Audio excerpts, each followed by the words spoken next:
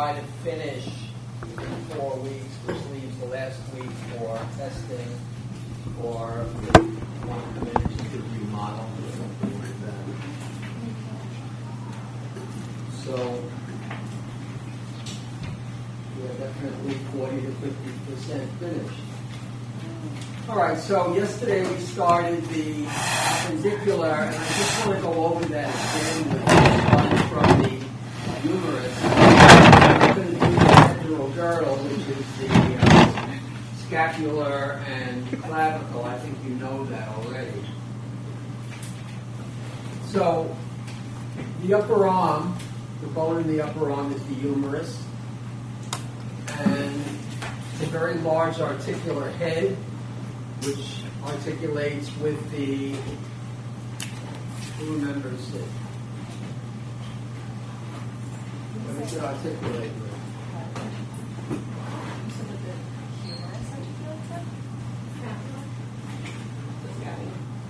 Well, the scapula, but what part of the scapula? You have to know that. It's the glenoid. What's that? It's the glenoid Right, process. glenoid cavity. Cavity. All right, so in this area, you have to know 2 bones left and right. Remember, there were 4 altogether. So you have to know the scapular to determine if it's the left or the right bone, and the humerus, so those are 2 bones. So the humerus obviously comes in with the head pointing medially. Therefore, the glenoid cavity would be pointing lateral, correct? Everybody understand that? All right. So this articulates with the glenoid cavity. On the opposite side of the head, the lateral aspect, you would have those 2 bumps. They're called the greater and lesser tubercle. In between the 2 of them is a groove called the intertubular groove or sulci. And that's for passage of blood vessels or nerve. And it's quite deep and very protected, so those structures are very well maintained. The deltoid tuberosity you can't really see here because it's on the anterior aspect of the bone. But they're just showing you kind of where it would be here, but I'll show you a better angle. So now let's get to the distal end. Posterior has that large fossa, and that's called the olecranon fossa. And then it has 2 articular surfaces. It has the trochlear, which articulates with the ulnar, and which it doesn't show here, but the capitulum, which you'll see in a minute, which articulates with the radius.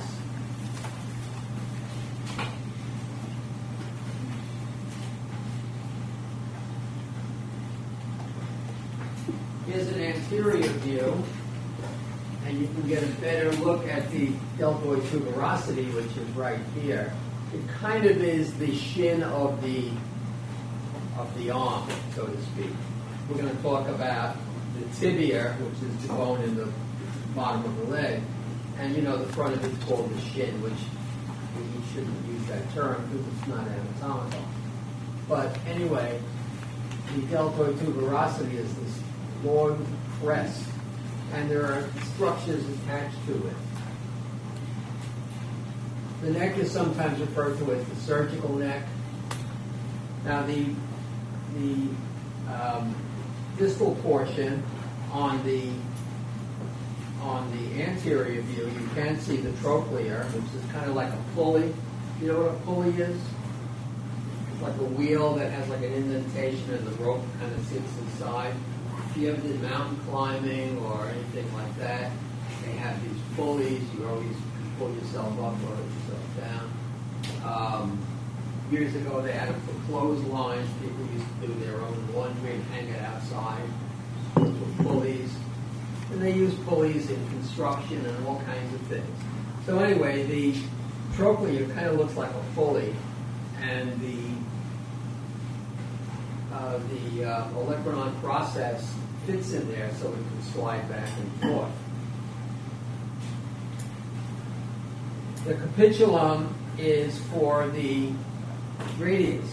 So if you look at the head of the radius,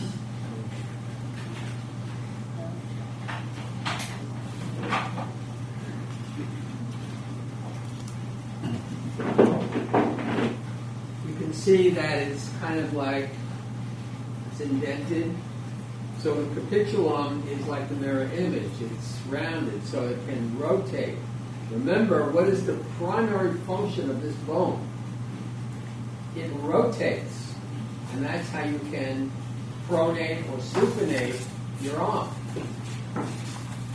And this configuration allows for a very simple rotation of that bone, going pronating and supinating back and forth. On the anterior, we have another fossa called the coronoid fossa, which is a lot smaller or a lot shallower. Okay, so now in the antebrachium, we have two bones. We have the ulnar, which kind of looks like the beak of a bird, sort of, or if you have an imagination. And the radius, which is kind of next to it. And as I showed you, and I can show you here, because it's all connected. So when we talk about these things, we always talk in the universal anatomical position. So always keep that in mind. You have to have a point of reference.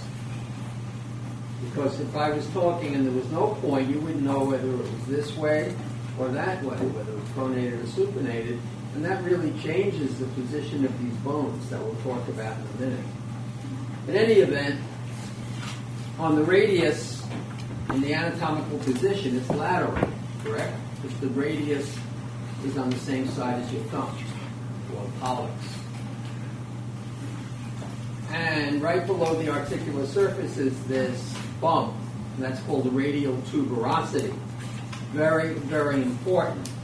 The big muscle in your arm over here, which is called the bicep, the tendon attaches to this area. So the radial tuberosity is an attachment for the tendon of the bicep brachii. And that we'll talk about more when we get to the muscles next week. So the ulnar, which is medial in the anatomical position, has the olecranon process, and when the arm is straight, the olecranon process articulates with the olecranon fossa posteriorly.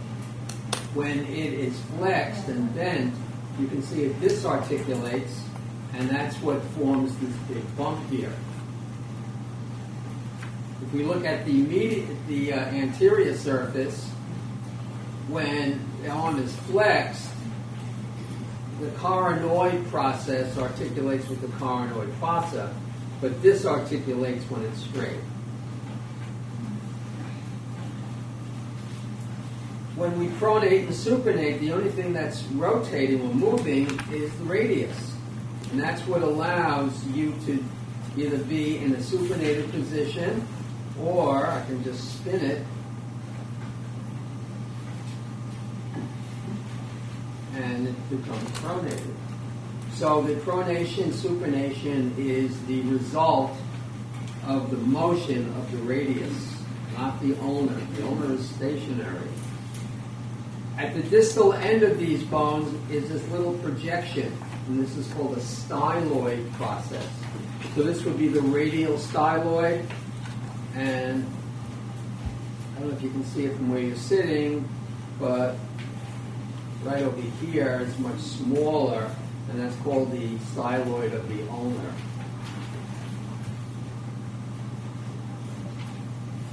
Okay, so now let's get to the hand, which we haven't studied at all. So we have three parts to the hand. Now, you can see the drawing on the blackboard or green board, and you can tell that I drew it because I don't know what it looks like. But anyway, that's the best I can do. So let me explain that to you. This section from here to here, these 8 bones, 1, 2, 3, 4, 5, 6, 7, 8, are called carpal bones, C-A-R-P-A-L, because that's the carpal portion of the hand.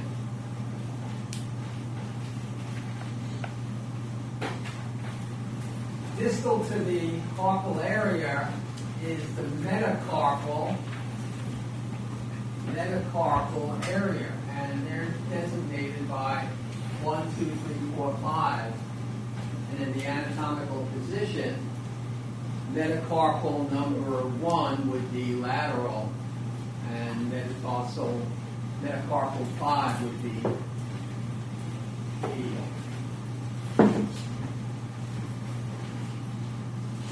And then distal to the metacarpals are the fingers, or phalanx, P-H-A-L-A-N-X.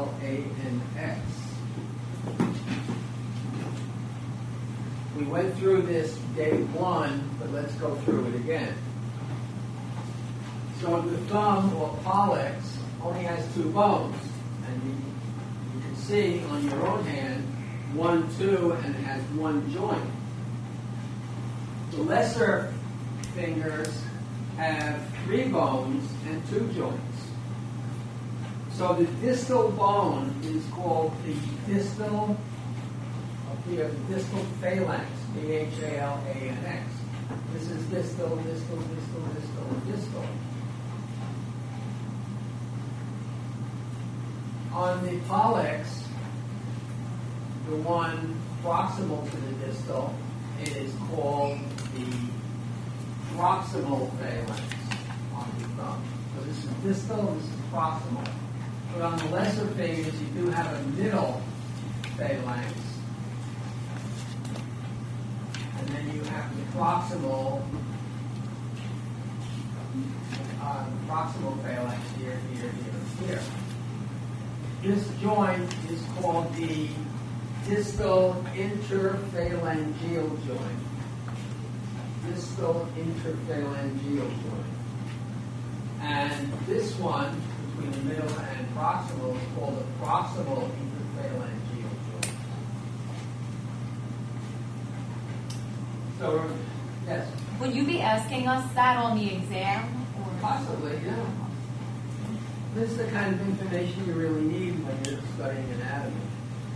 It's the basics. I'm not really giving you integral, particular areas, which there are many in the body.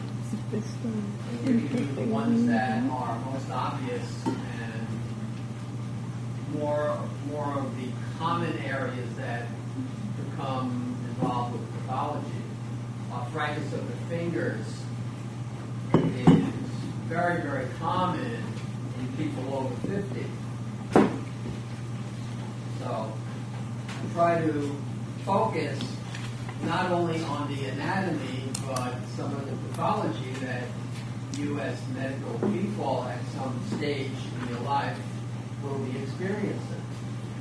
So just like an introduction, it also makes it more interesting. Anatomy can be very dry, but if I throw in a little pathology here and there, or I discuss some, some of the actions, etc., it makes it more, I don't know if you'd call it enjoyable. You may not like that word, but it makes it more interesting. Yes. So would the question then be, what is the name of the joint between the medial and the distal? Possibly. Every year it's kind of different. Okay. It's basically the same, but there's always a few here and there that I don't use, prior year. But yes, I want you to know that. It's basic. Okay, so now we have the carpal region. There are 8 bones. So the wrist, let me show you the picture first, before I get into that detail.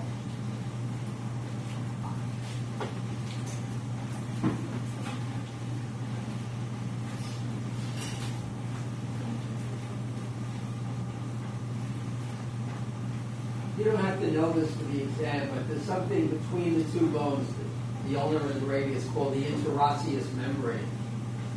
We have that in the leg as well. the lower leg. The interosseous membrane acts like a shield, shielding deeper structures. It's an important thing, and if you get to more advanced courses, you'll maybe study that in more detail. Okay, so, all right, so when we study the hand, make sure your reference point is supinated. Remember the universal anatomical position? Arms apart, palms of the hand pointing out, legs slightly apart. But we don't have to wear glasses, so that can change. My best material I'm not at this point. Okay. So let's look at the carpal region, which is right here. Everybody see that little arrow that I'm moving? This is the carpal region. So the radius, which is on the thumb side, articulates with a bone called the scaphoid, which is right here. So the scaphoid, let me just retract 1 second. So this row here is called the proximal carpal region. And this row, the second row, is called the distal carpal region.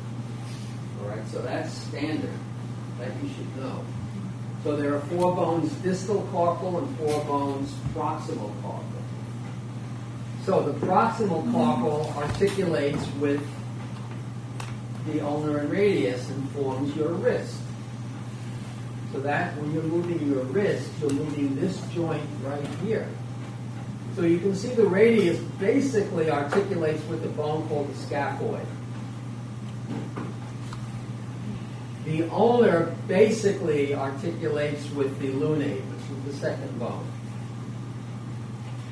Now when I say basically, because it overlaps, like the ulnar may also touch on this bone here, the triquetrum. But for our purposes, we can say the radius articulates with the scaphoid and the ulnar articulates with the lunate. All right, so let's talk about the 4 bones that are in the proximal carpal region. The one that is most lateral in the universal position would be the scaphoid, S-C-A-P-H-O-I-D. Going from lateral to medial, the next bone is the lunate, triquetrum, and there's a tiny little bone that's most medial, and that's called the pisiform, P-I-S-I-F-O-R-M. The distal row, the bone that is most lateral in the anatomical position would be the trapezium, followed by the trapezoid, capitate, hamate.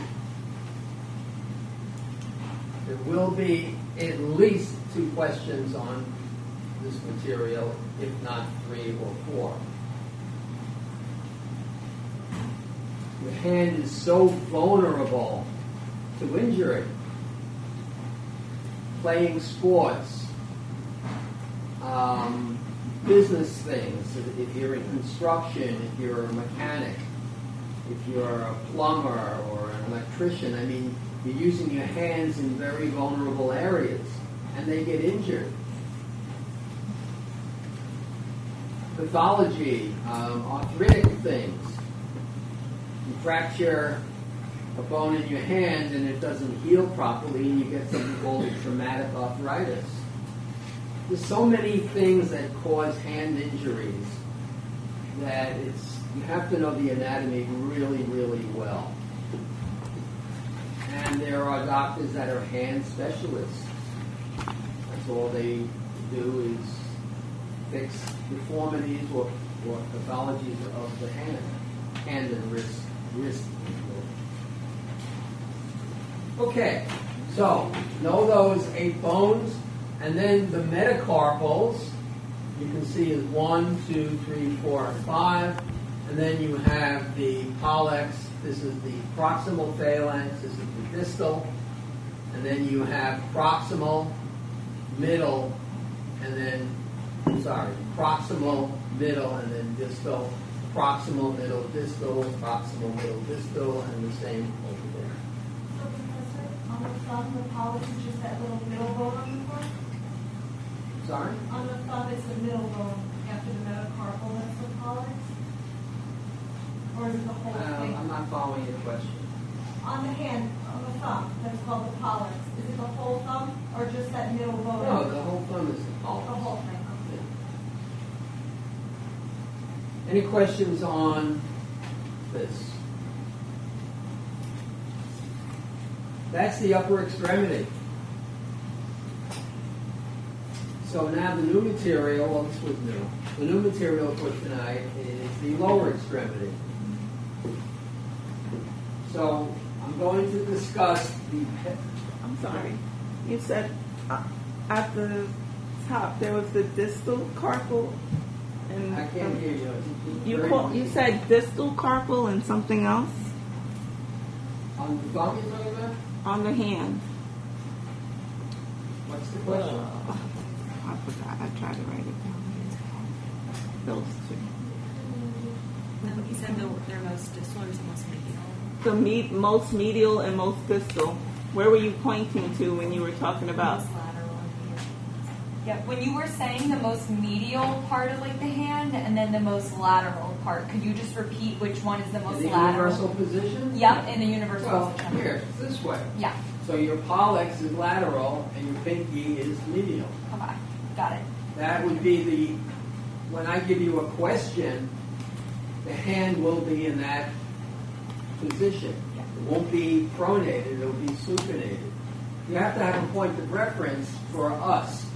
Once you get to advanced anatomy, if you take that type of course, it wouldn't matter. You would know enough that you could figure it out.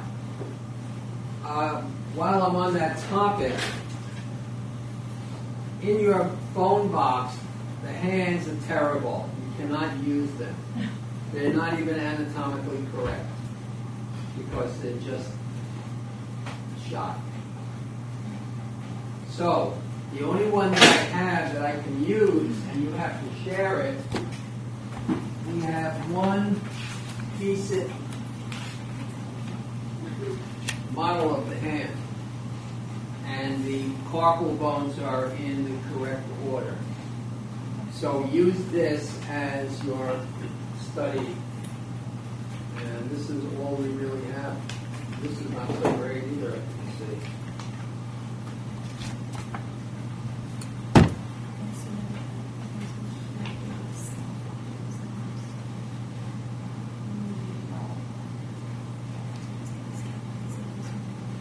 By the way, when we fix a fracture of your fingers or toes, it's almost exactly like that. We realign everything and we put a rod, just like this rod, right through the bones and hold it in that place until it heals. So this is almost very accurate. With the pin that we use, the rod is not much heavier than this. But it also just pierces through the center of the bone.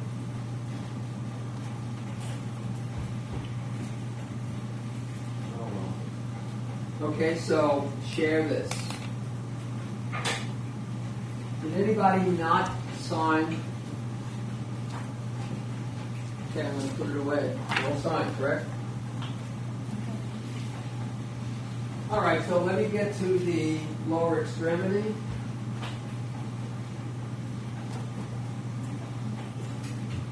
So the pelvic girdle consists of two hip bones, but please do not call it that. They're called coxal bones, C-O-X-A-L. That is the appropriate language for us.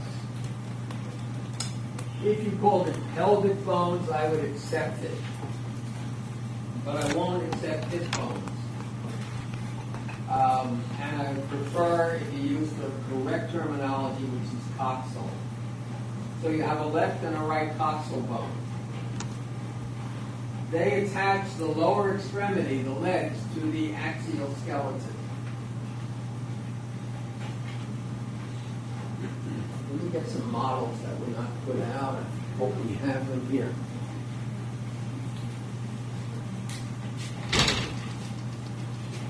Can you help me for a second? Can you put this like on? Let me get another one. Put it on the two far desks, please. Thank you.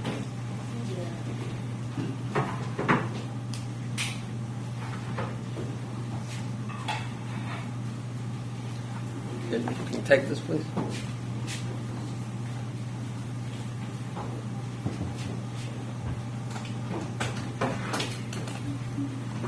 Thank you. Okay, so let's look at this.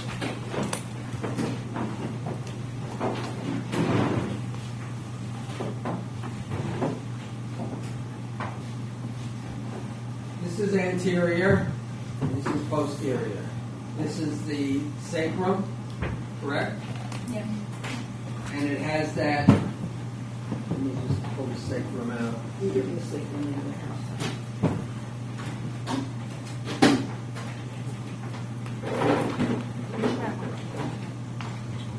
So it has that large articular surface, right, on each side. Remember we went through that? So this would be posterior, this is anterior. And if you remember, this is called the medial crest, and these are called transverse lines. That's for soft tissue attachment, and these are the sacral foramen. There are usually 8, sometimes you'll see 10. This is the entrance, and they call this the hiatus down here where it exits. So this large surface articulates with the left and right coxal bones. You see this surface here? I mean, they're not going to match, but something like this.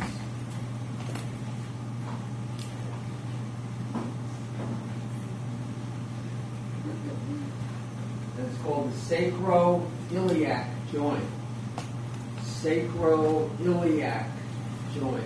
You'll see why it's called that in a second. So you have two coxal bones, one on the left side and one on the right.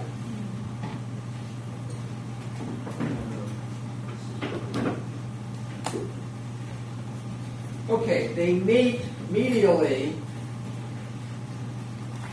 in the front, and you can see there is a fibrocartilaginous plug here. And that's called the pubic symphysis. Know it. Pubic symphysis. I'll show you all of that in a minute. Okay, so let's look at the coxal bones and see what you have to know.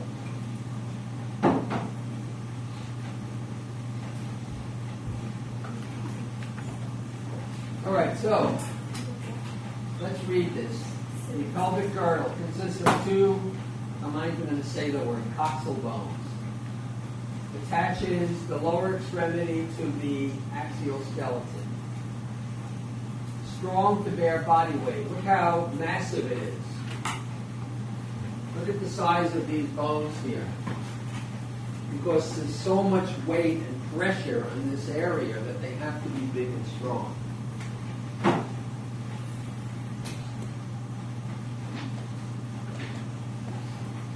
Each coxal bone consists of 3 fused bones. And those bones are the ilium, L-L-I-U-M, ischium, and pubis. So let's see how it's designated. So look up here, the small one on the top. So you can see that the vast majority is the ilium. Look how big it is in purple. The ischium is posterior, and it's the second largest bone in the coxal. And then the smallest portion is called the pubic bone, or pubis, which is anterior.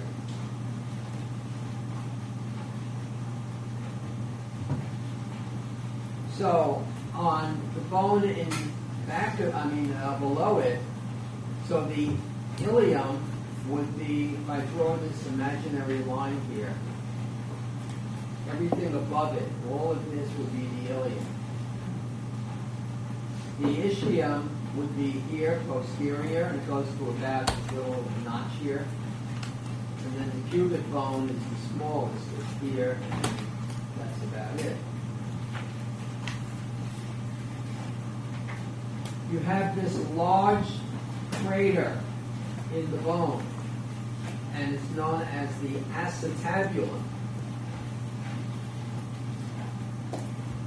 So this is the acetabulum right here. What does it do? The head of the femur, which is this big bone, which the femur is the largest, biggest bone of the body, by the way. So that fits in to the acetabulum. The reason it's so deep is because just think when we jump or run or whatever, this could pop out. So it has to be very, very well secured. And we'll talk about some of the security of this bone and joint in a moment. So the acetabulum is a composite of 3 bones. The upper part is ilium, posterior part is ischium, and the anterior part is pubis.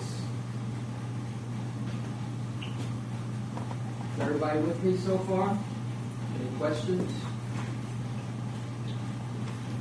Okay, let's look at some of the parts that you have to know.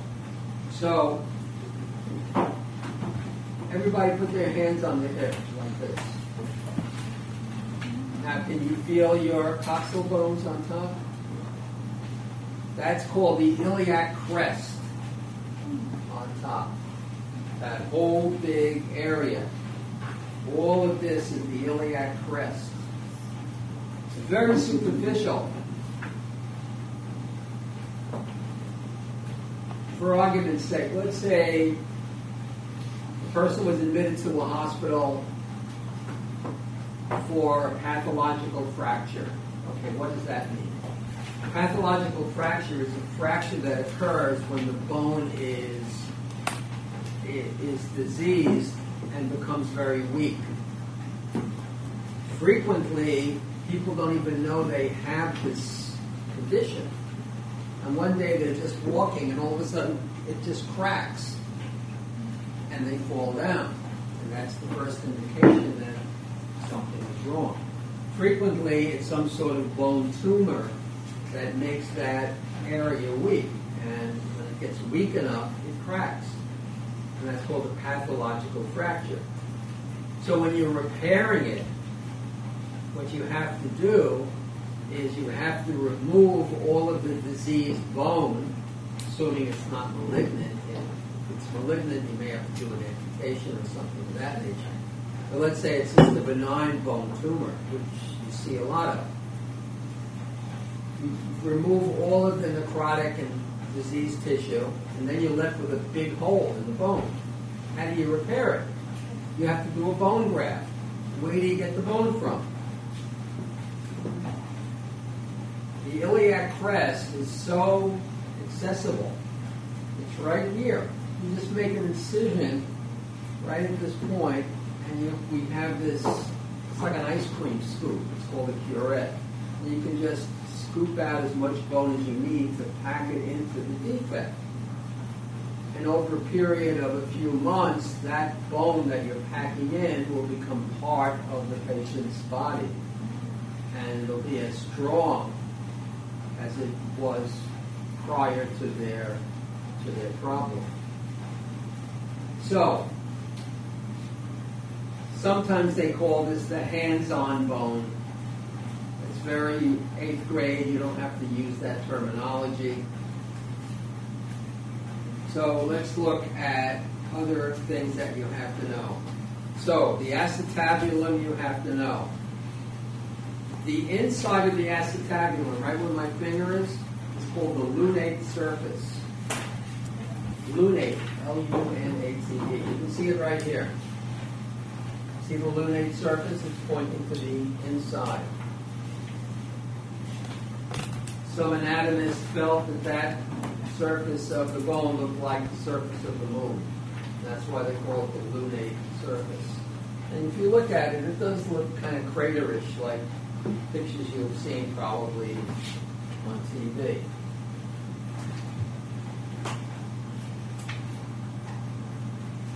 Okay, so anterior part. Let's do anterior first. We know this is anterior because here's the pubic bone. So the first thing that we see is this projection called the anterior superior iliac spine. That's a possible ask question. And it's right here. The anterior, because it's the anterior, as you can see. Superior is high. Iliac spine. This is the spine, this point. We have a little dip in the bone, and then we have another projection. And that's called the anterior inferior iliac spine. So this is the superior, and this is the inferior. Got to know it. Because that's the kind of questions that are asked on the exam. Speaking of the exam, do you want to stay with Monday or do you want to make it Tuesday? Oh, yesterday, right? I think we said we're sticking with it. I'm sorry, I forgot about that. Okay. Retract the question. Can we do the vote?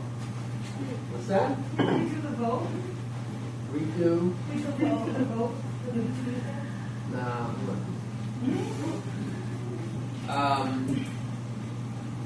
I mean, if the vast majority wanted Tuesday, I would switch it. But it was pretty evenly decided. All right, let's continue. Okay, so now anterior, we have the pubic tubercle, which is not that obvious on this model, but it would be just about, let me see if I can find it for you. Well, it would be this over here. Usually it can be a little more pointed. But this would be the pubic tubercle right here. So the pubic tubercle is kind of flattens out, and that's where you have the pubic symphysis, where the two sides join anteriorly. There's very slight motion in this joint here. This is fibrocartilage. There's a little bit of motion anterior to posterior. But some people in car accidents or falls, especially older ones, will fracture that joint. And there's actually no treatment for it, except time. So you just have to limit their activities. You can put some sort of a girdle on just to kind of hold everything. And it's very painful, very disabling.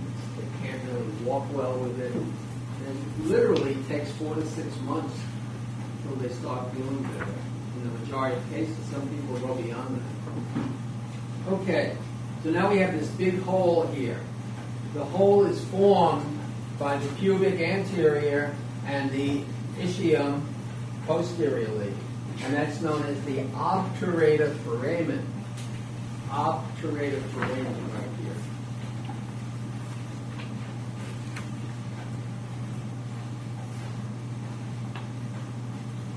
Let's look at the posterior aspect. We have the posterior superior iliac spine. I mean, this is the anterior, so in the back, we have the posterior, over here, superior iliac spine. And then we have the posterior inferior iliac spine. So you have to know those 4 points because those are the important ones. And then we have this huge notch here. That's called the sciatic notch. Everybody heard of the sciatic nerve? So this is called the greater sciatic notch, and then below it is the lesser sciatic notch, which is right here, right at this point, and that's right below a thing called the iliac spine. So, posterior superior iliac spine, posterior inferior, and then ischial spine right here. And that's this bump right where my finger is. Don't know.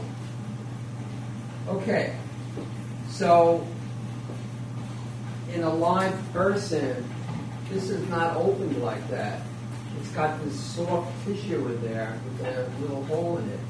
And the sciatic nerve, which comes off of L3, L4, passes through that hole, through the greatest sciatic notch, like this. Frequently that hole can become narrow. That's called stenosis, S-T-E-N-O-S-I-S. And that can constrict the sciatic nerve.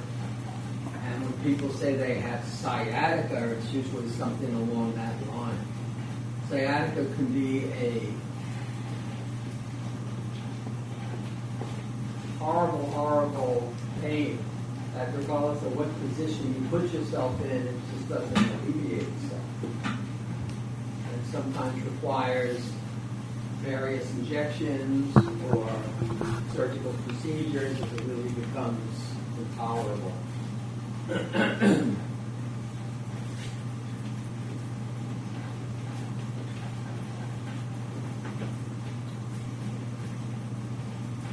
think that's about all I'll trouble you with as far as these bones are concerned. There's more areas that you could know, but I think that's enough for us. So let's look at the bone put together.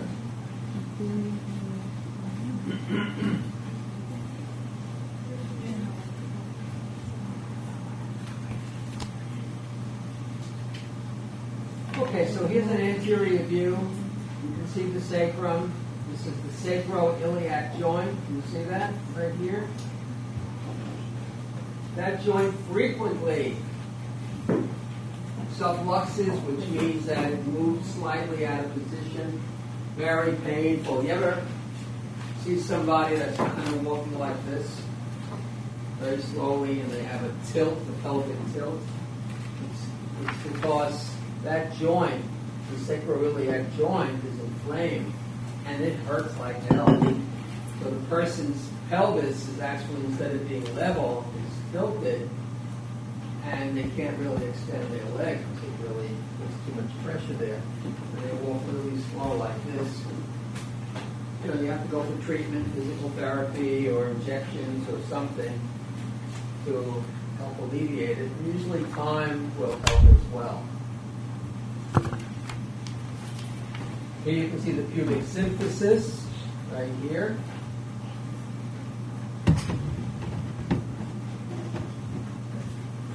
Oh, I didn't talk about the fossas. So, this big fossa in the front is called the iliac fossa, which would be right here. This is the iliac fossa right here. It's something else you have to know. Let's flip it around.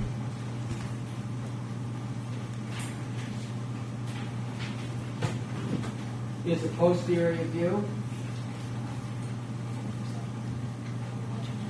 There's nothing that we didn't go over. You can see pretty much everything that we discussed. The ischial tuberosity I'm not holding you for. It's not that important.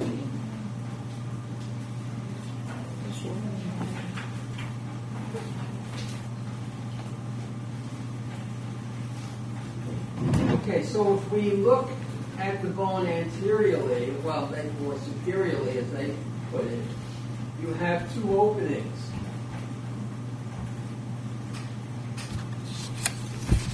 So this big opening here. So the upper part, which you see on the screen, let me see if I can simulate that. So this is the This is the ischial spine right here. So from ischial spine to ischial spine would be the pelvic outlet. And the top part up here, from here to here, would be the inlet. Just designating certain anatomical areas. So this area from here to here is the pelvic inlet, and from here to here is the outlet. Sorry, can you say that again? Or show? This is the inlet here to here, and from the ischial tuberosities, it's right here.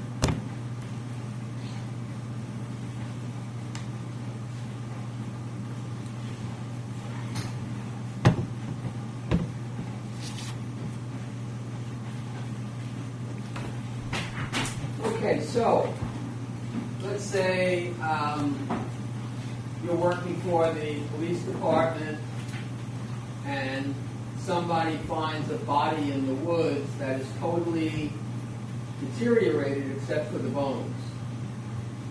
How do they know if it's a man or a woman?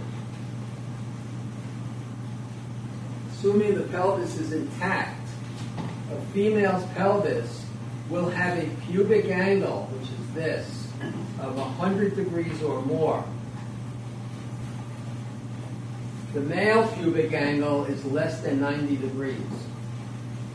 So they measure the angle, and they can determine, assuming the pelvis is still intact. Sometimes even if they have one half, you can still measure it. And you can at least forensically determine if it was a man or a woman's body that was found. And that's before you would do any DNA testing and et cetera, et cetera. But, right on the spot you could tell it was. And then you would know if there was a female missing, for argument's sake, in that area, or a male. So it may lead to, some good. Okay, so on the exam, if I put this pelvis out, and the question was, is this a man or a woman, what would you say? It's a man. Sorry? It's a man. It's a man. Right. This is 90 degrees or less. Female would be much wider, and that's because of childbirth. So the birth canal would be, pelvic-wise, would be a lot bigger in a female. Any questions on pelvis? All right, let's look at the femur. What time is it? 7:60. Okay, let's look at the pelvis.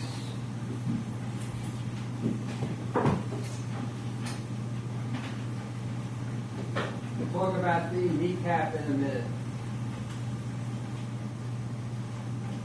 Okay, so this is the biggest bone of the body.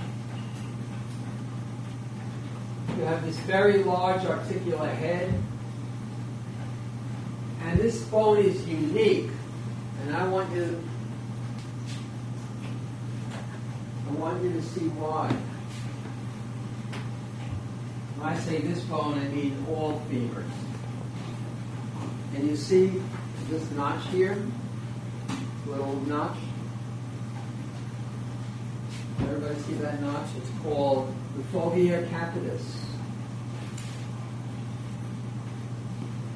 What is the purpose of that? There is a short, strong, fat ligament that goes from the fovea capitis of the femur to the lunate surface of the acetabulum. And that locks it, helps to lock it into position so it doesn't disarticulate. It takes a lot of impact for this bone because of that ligament to pop out of the socket. In addition to that, there's tons of ligaments here.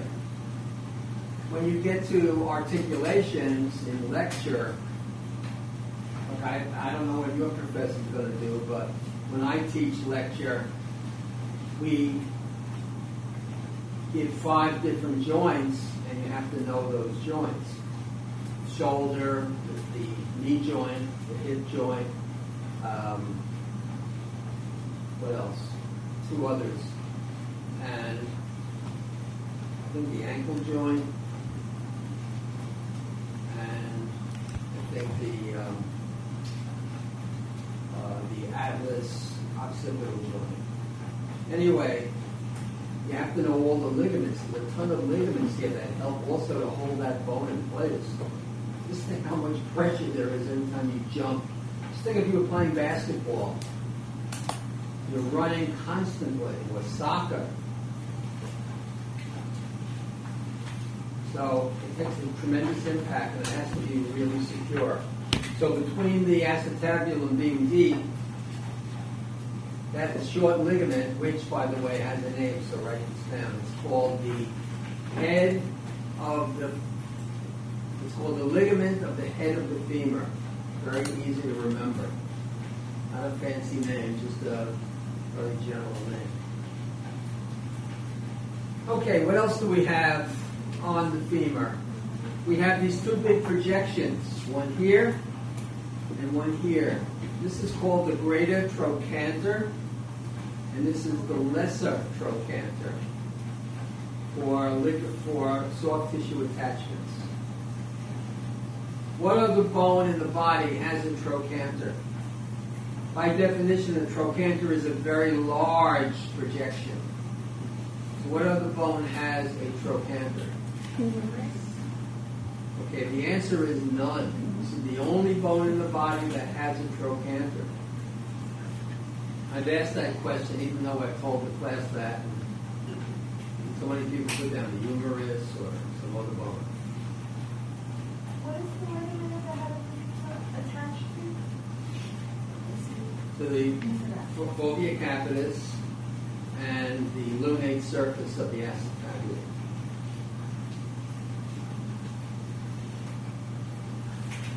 On the posterior surface, which is back here, you have this crest, similar to the one on the humerus, the linea aspera, if you remember. So the linea aspera is on the femur posteriorly, and it's this big crest here. Let's look at the base. This is covered anteriorly by the kneecap, known as the patella. We'll talk about that in a second. So you have this big groove anteriorly, and you have a deeper one that you can see posteriorly.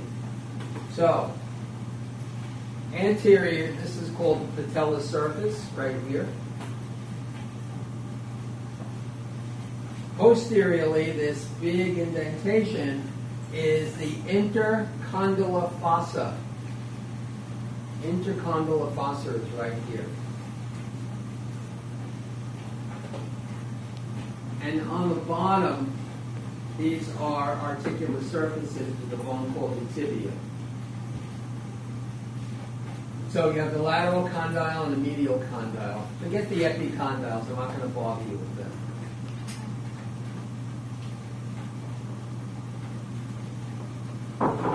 Let's look at the patella.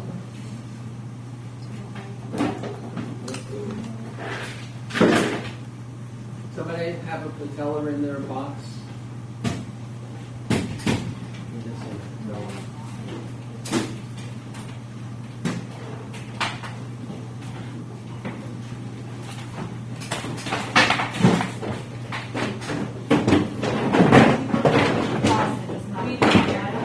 What's that? You want to see the fossa, but just not the condyles on the side?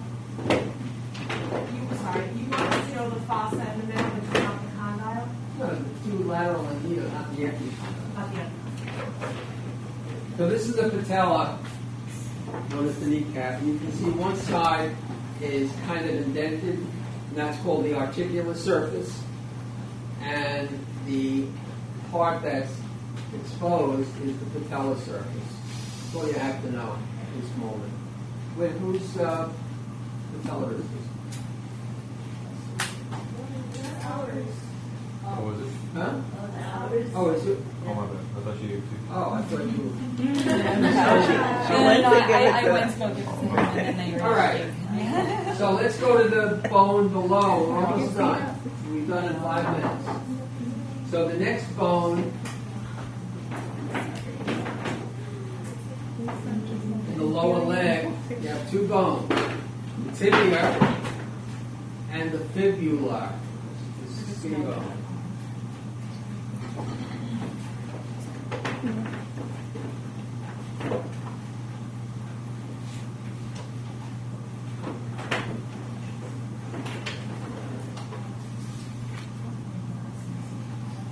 Okay, here's an anterior view. So you have the lateral tibial condyle and the medial tibial condyle, and that articulates with the lateral and medial condyles of the femur. So this is below and the femur is above. You also have, if you can see here, these points sticking up. It's called the intercondylar eminence. Let me show you that. Intercondylar eminence is this area right here. It's the whole thing, actually. Anteriorly, we have this bump right where the pointer is, and I'll show you that on the bone. It's circled in red. Does everybody see that? It's called the tibial tuberosity. Real important. The quadriceps muscle is in the anterior part of your thigh. Quad means 4, so there are 4 quadricep muscles. They converge and form a ligament, a tendon. That's called the quadriceps tendon. The quadriceps tendon goes onto the kneecap and then stops right about in the middle, right about here. And then there's a ligament, it's called the patellar ligament, that goes from the center of the patella and inserts into the tibial tuberosity. That stabilizes the entire quadriceps component.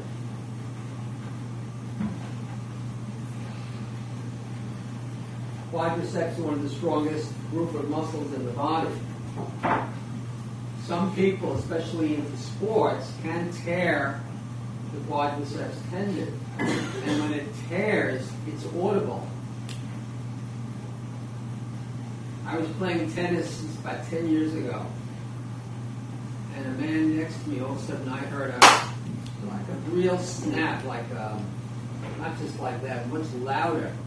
And the guy was on the ground in terrible pain. He tore his tendon. His quadriceps tendon. And he went right to North Shore Hospital. We were playing in Woodbury, and he needed surgery to correct it. There's nothing you could do but correct it surgically. Okay, so you have to know the eminence, you have to know the protuberance, tibial tuberosity. This is the anterior crest, or anterior margin as they call it. Now this is important.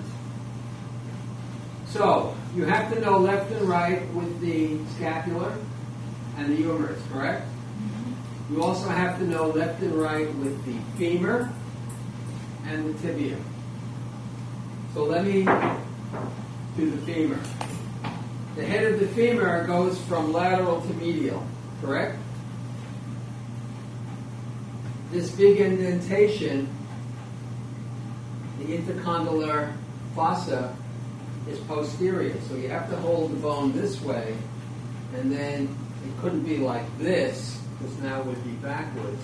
Remember on Mars, it's backwards, like I told you yesterday. But here, it's this way. So this is a left tibia. How do you tell this one? Okay, do you see this projection here? Remember the styloid process of the ulnar and radius? You recall that? We just went over it. Much smaller, right? But it formed these two bumps here. So the tibia has a similar projection, but it's medial. So if this is in the front, this is anterior, this has to be a left. Because if it was this way, it would be backwards. And even though that's medial, but it would be the wrong way, so the person would only be able to walk backwards. It's annoying. So this is a left tibia. The fibular, also, this is called the medial malleolus, by the way. Medial malleolus. The fibular also has a projection, and it's called the lateral malleolus. So those bumps on your ankle, the lateral one, the outside one, is this bone, and the medial one is the tibia. All we have to do is sum of the bones in the foot. There's only 7 that we're going to be responsible for. So I'll do that in 10, 15, 20 minutes. I want you to take the, what time is it now, 7:30? All right, so we still have 45 minutes. So study tonight's material or last night's or the night before, whatever you want to study. But make good use of this 45 minutes.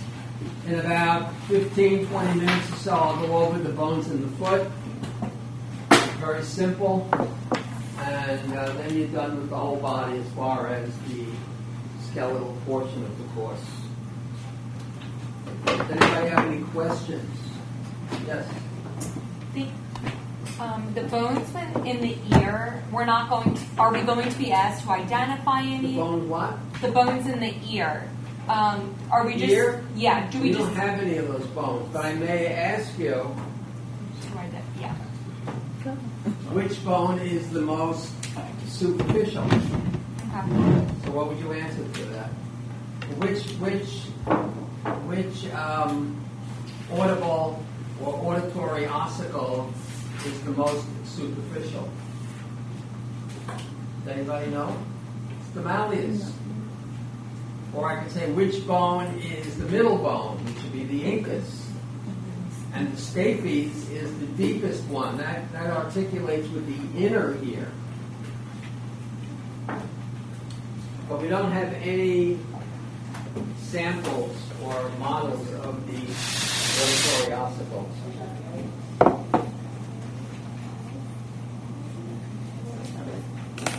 They are the smallest bones of the body, though. The auditory ossicles. Right, so this is all your stuff.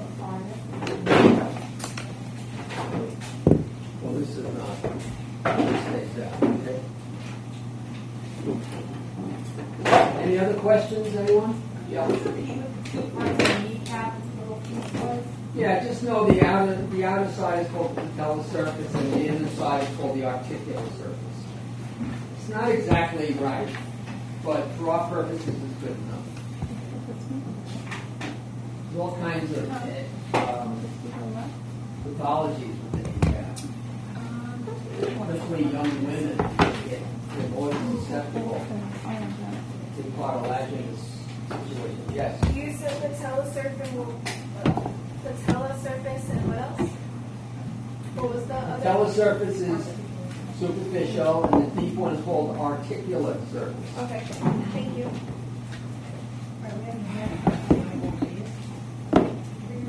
So you can see why I'm telling you if you can get to the library, it'll be very helpful for you. Because there's a lot of stuff to study. Make sure you have an idea. I don't want to in or use anything. Well, you should have one. I had it open like 20 years ago, but I didn't think about it anymore. Because I figured for the summer I wouldn't need it, but they said you needed to do that. Okay, so you go get some of this. It was quick though. Yeah. So this is the front. So this is the. Because a lot of people take a summer course here, but they go to look Yeah. Okay.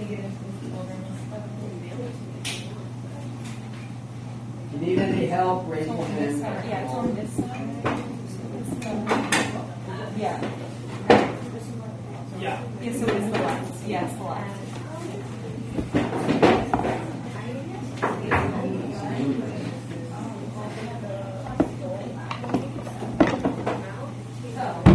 And you have to just compare it to your reading.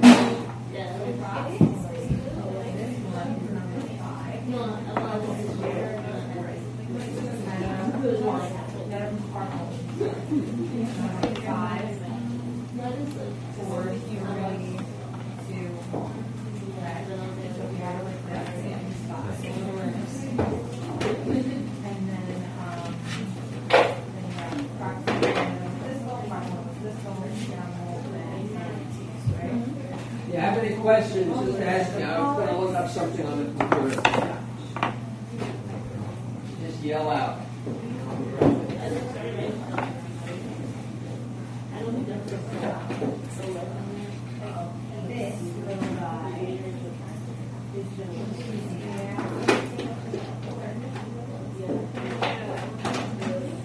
And then this guy is the trapezoid.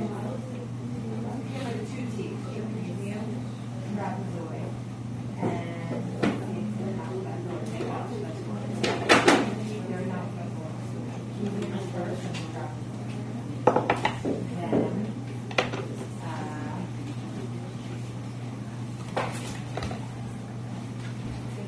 the capitation next.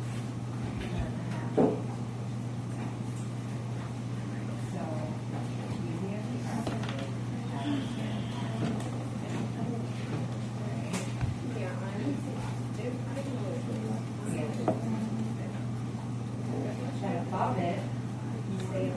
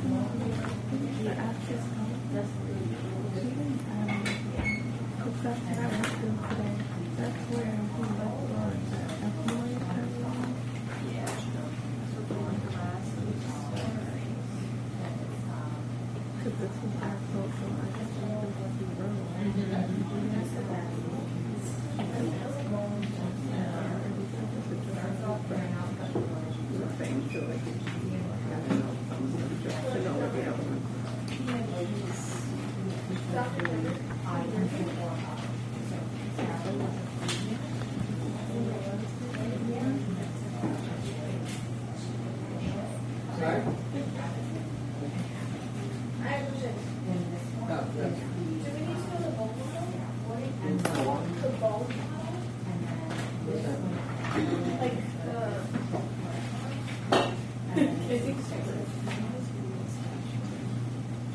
Oh, yes, remember? Yes, we did for the last test. Remember the central canal and then concentric carpal?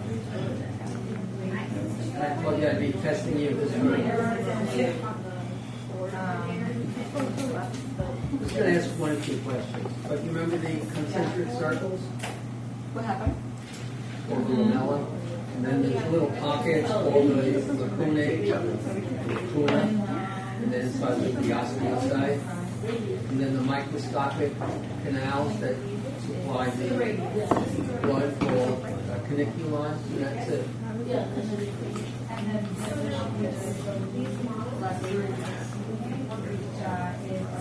Well, that one. See what? Well, I'm going to give you models that are.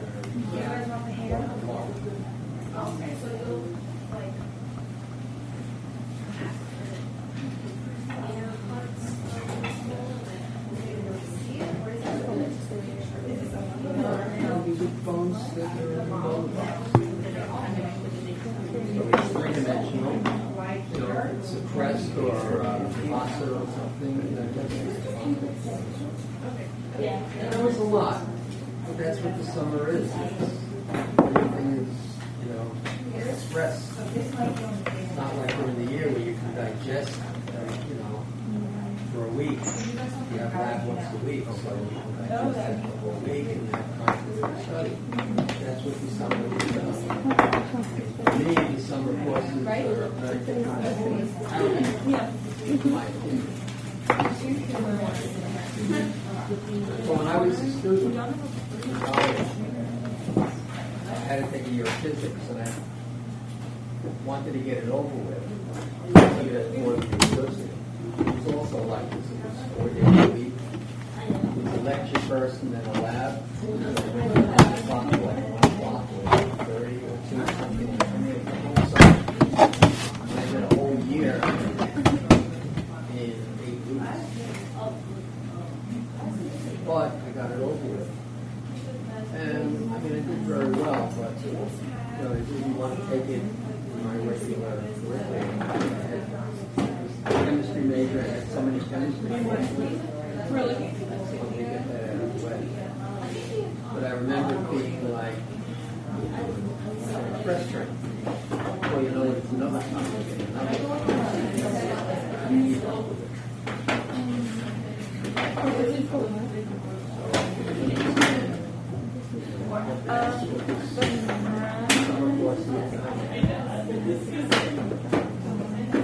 Like the book. and you get lecture and lab.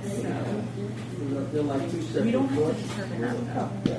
It's just the femur, the tibia, the scapula, and the humerus.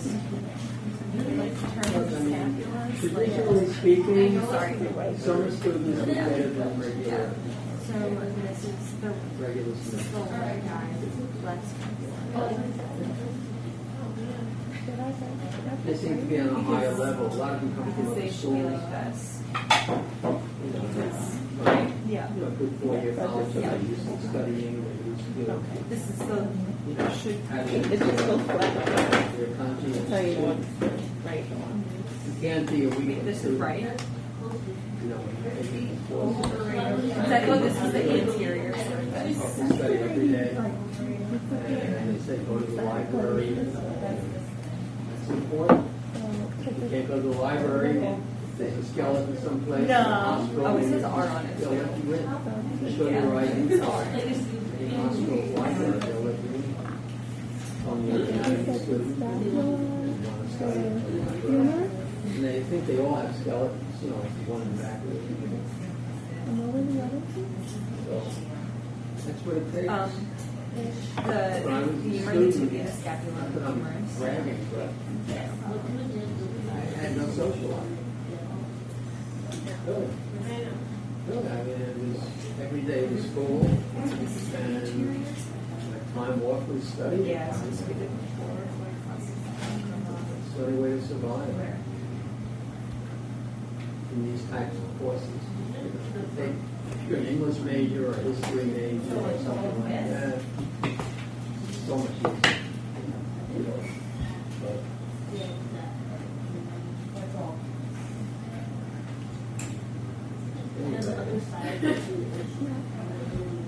sure, you'll do all right. I just know the first, you didn't do the first one. I'm going to start marking it tomorrow. Particularly the whole week. What should we know for Wednesday? Yeah, I'm gonna put, And these are. probably by Saturday or Sunday, the latest, it'll be on email from Blackboard. I mean, from, right.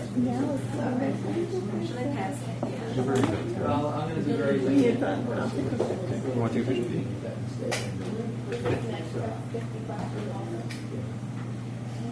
That's the goal. Last one, sometimes I make it 40 for the nervous system. But the muscles are also.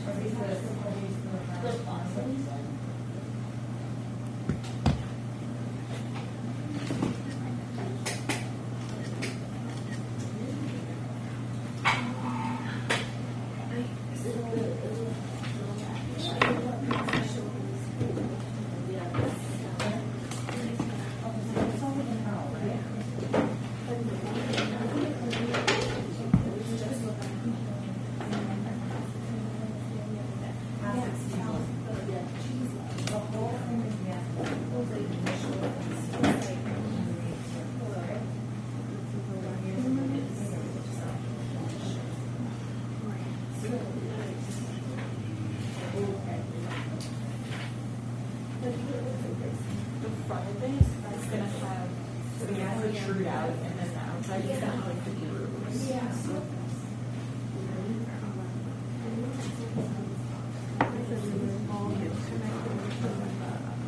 Yeah. With like the balls are so like that helps it like the balls of it.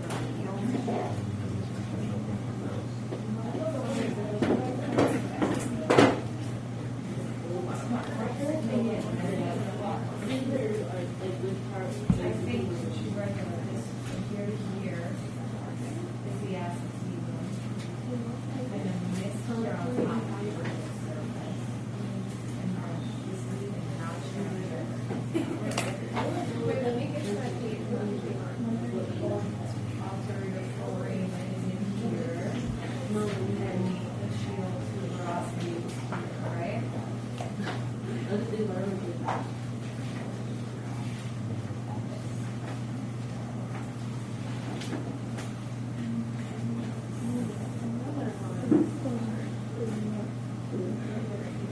then this is the key that we said, right? What's inferior? That's this.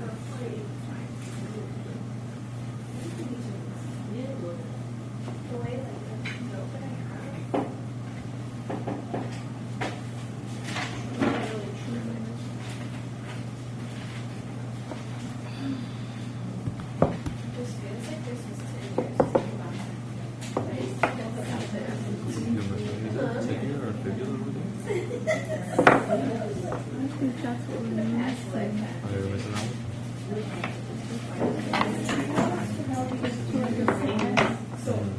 This is looking, is that here?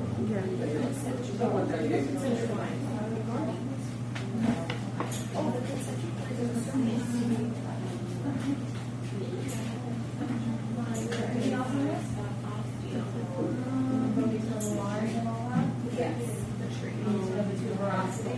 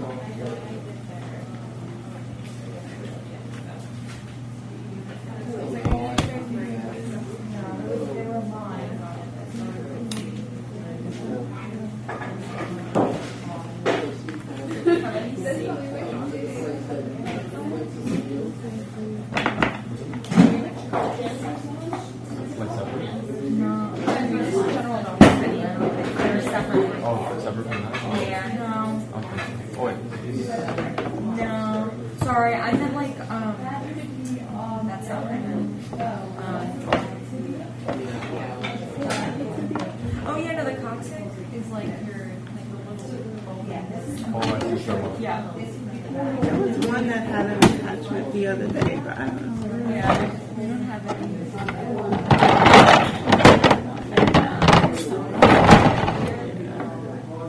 wonder if he's gonna give us like the wing, like the greater and lesser wing of the steam wave.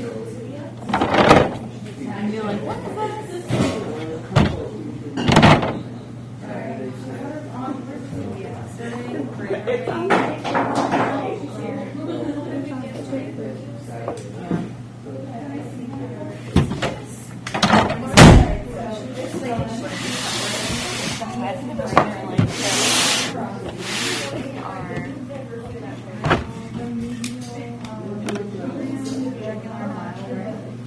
One restaurant that I like.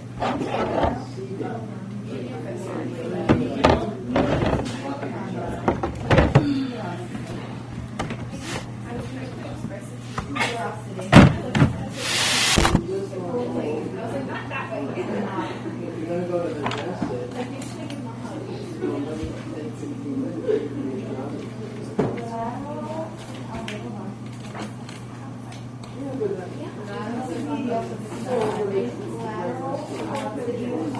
service is good. I love it. I don't mind that.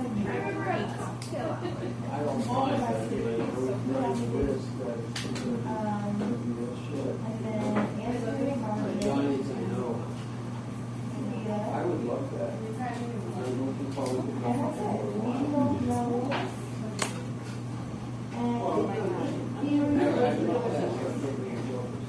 That's pretty good.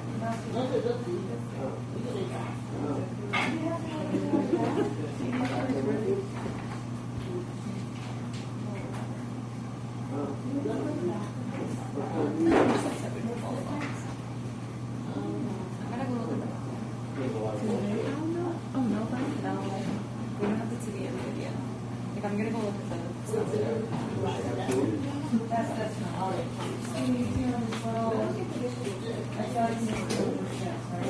Should have these coffee.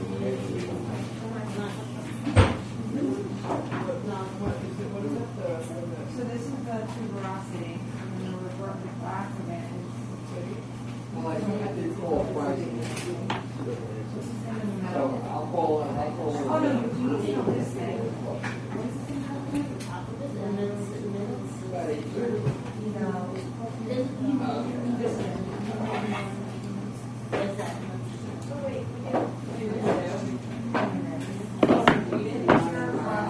Yeah, it's terrible. Some of the boxes. Yeah, we don't have a secret, right? The TAs are not here. I mean, even the boxes, I went to the lab, and even in the lab, like, there's a lot of stuff, but like, nothing's like, oh, the show is asking. Well, Yeah, this is. I can't really talk, Joe. I'll call you when I'm still at school. Oh, yeah. I did. Yeah. But I told you that, so I'll call you back.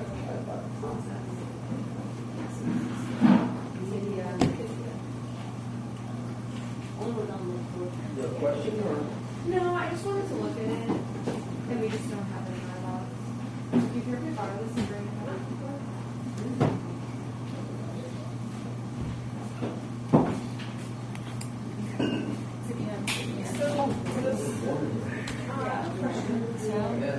Is we're going to be able to identify the writer left.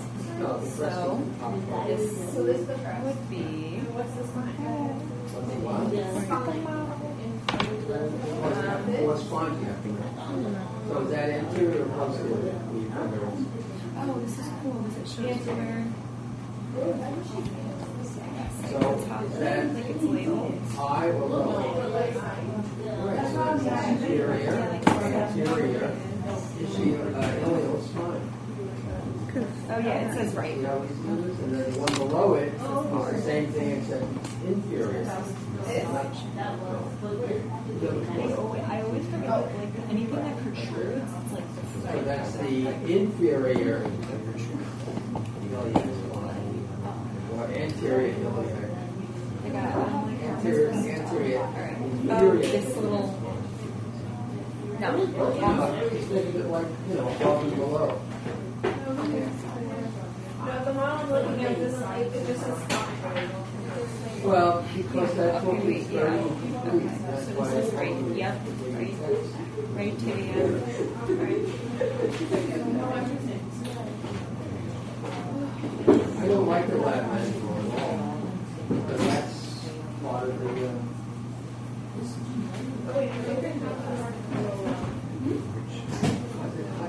Oh, yeah, because it says that for the instructions media.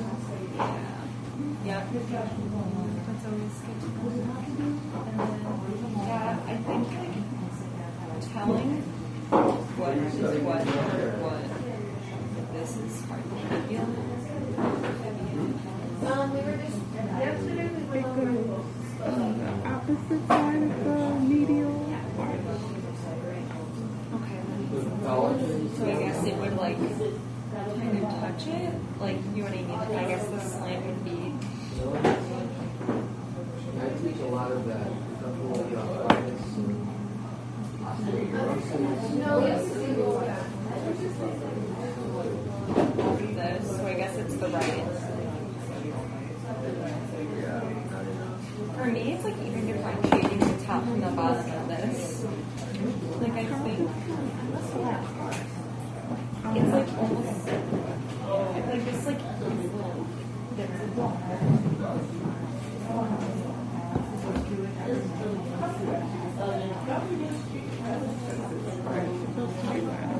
yeah. So then.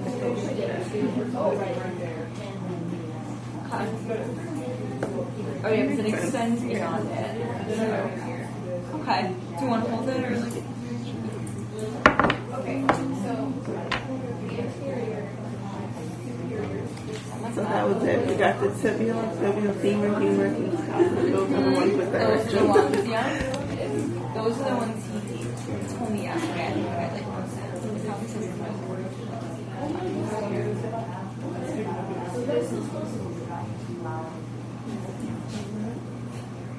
So that's where that's. Yeah. Thank you. He said that some of the snakes use the radius.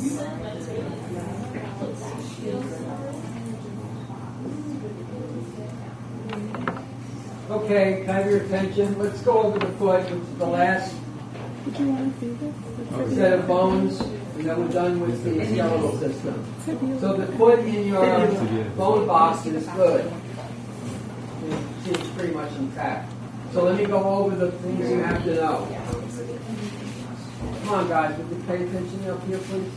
So, as we mentioned in your hand, the bones that are in the hand that are proximal are called the carpal bones. And there are 8, correct? 2 rows of 4. In the foot, it's called the tarsal bones, T-A-R-S-A-L, not C-A-R. So hand is carpal, foot is tarsal. And there are 7 bones in the foot, where the hand has 8.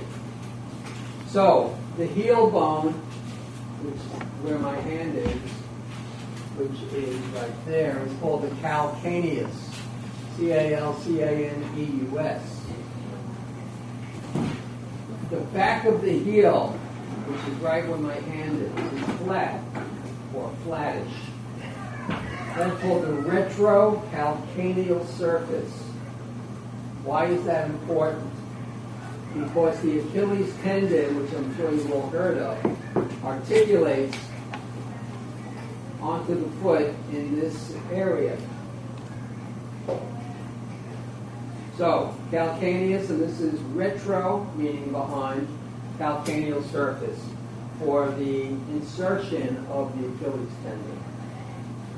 The bone on top of the calcaneus, this bone here, is called the talus, T-A-L-U-S. So the tibia,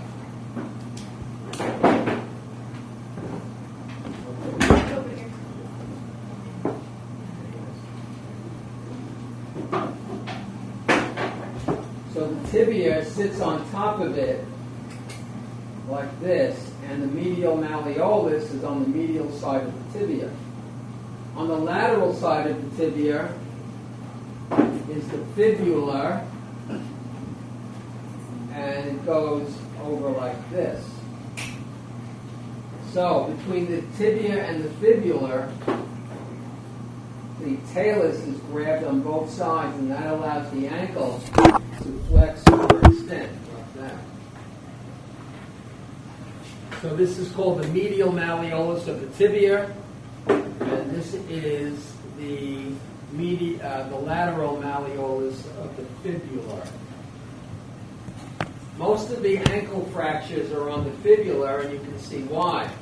Look how thin this bone is compared to this. This is much stronger. This is very bone subject to fracture. And when people twist their ankle outward, this frequently snaps off right here. We do a lot of repairs on fractured ankles. Is this part of this or that? Are these your bones? No, those are from that box. In here? Yes. All right, so that's two bones, the calcaneus, the retrocalcaneal surface, and the talus, T-A-L-U-S. Here's the hallux, the big toe. So that's medial. The little toe is lateral. So just in front of the talus is this flat bone called the navicula. So you can see calcaneus, talus, navicula. On the lateral side, which articulates with the end of the calcaneus, is the cuboid, which is this bone. It looks like a cube. Very easy.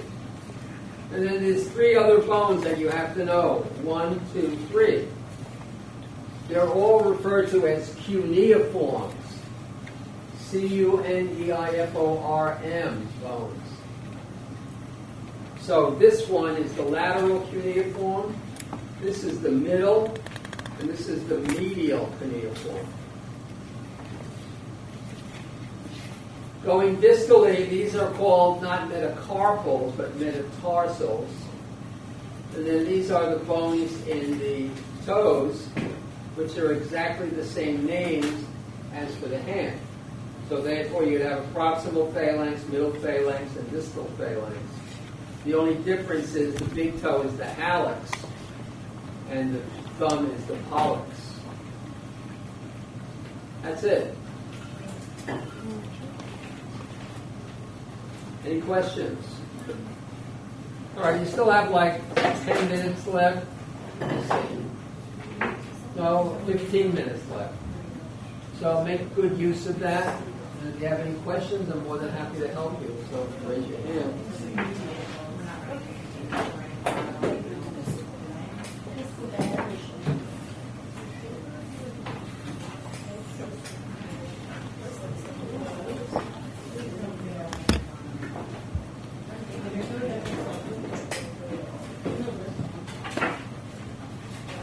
Did you see these already? What's up? Yes, thank you.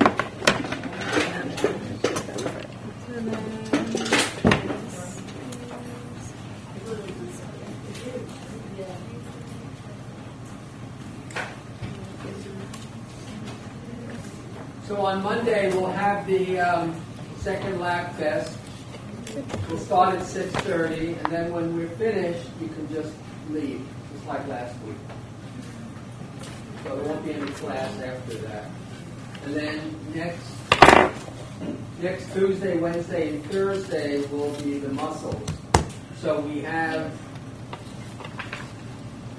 the axial muscles, the appendicular muscles, just like we have the axial skeleton and the appendicular.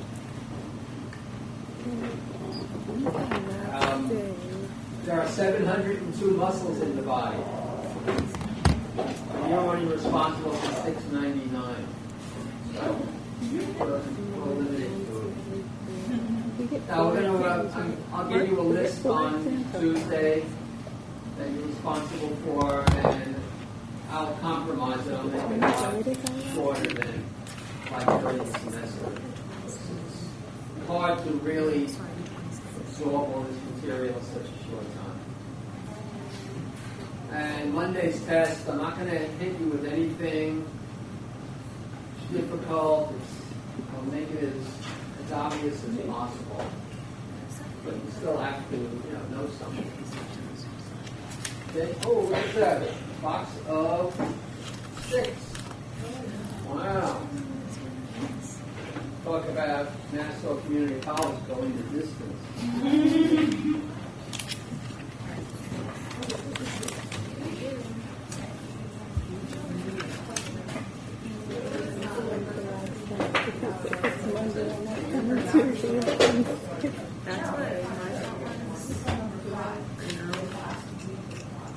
We need that Wednesday though.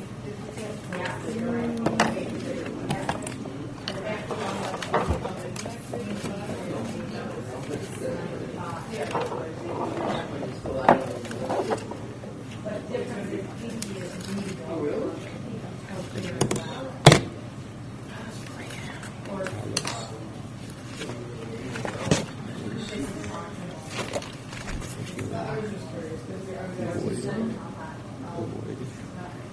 And then 3 here, or your medial, or your PDF medial,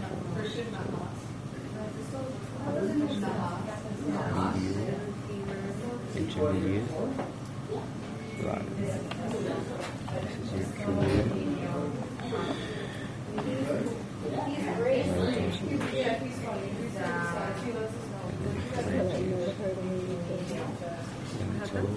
About coordinating the transfer because he's never heard about professor.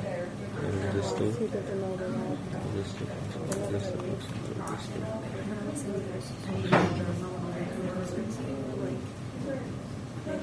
Feed on it.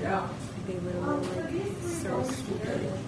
It's like really dumb. It's like constantly What, the doing cuneiform? just the way they No, lateral. That tickles down. Middle. Like he doesn't it's even like lecture. He should. Sorry? He's like, I just avoid everybody. I mean, Yeah, he's like, then it's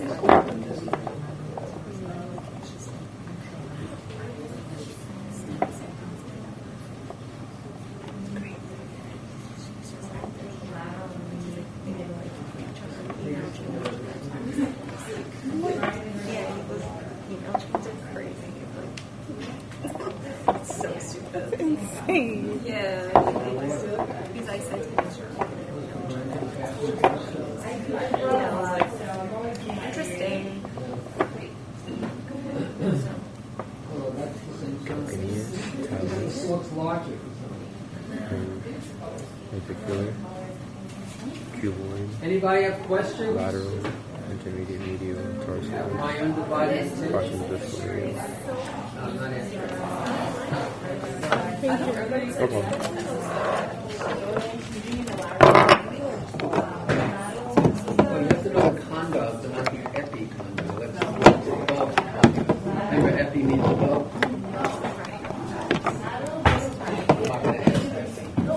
You still have to know the bottom is the conduct. You ever say Medial and lateral. And that articulates what the tibia, medial. Oh my god. I was going like this before.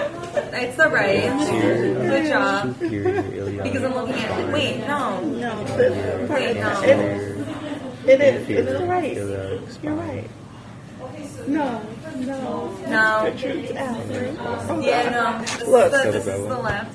cerebellum, pubic symphysis, iliac fossa,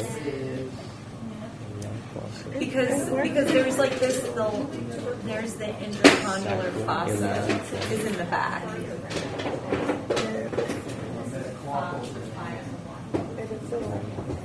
Yeah, this is the intercondylar fossa. Like I'm gonna literally write this in my book. Big ridge in the back. Just metatarsal number one.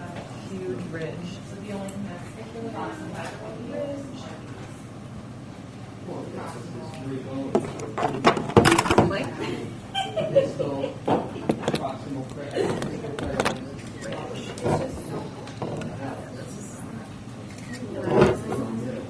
Like you're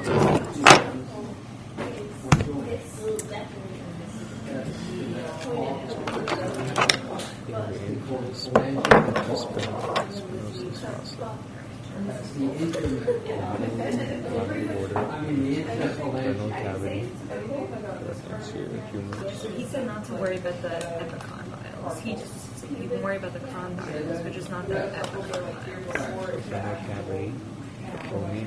Next to nothing. Proximal to the face. Cortical process.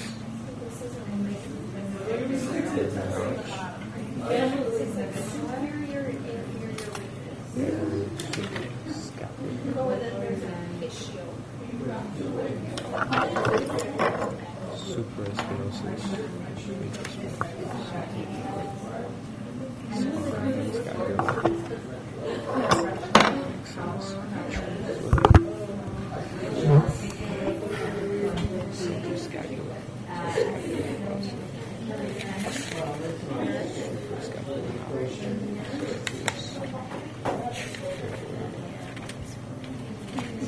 Like, how am I supposed to see the linea aspera?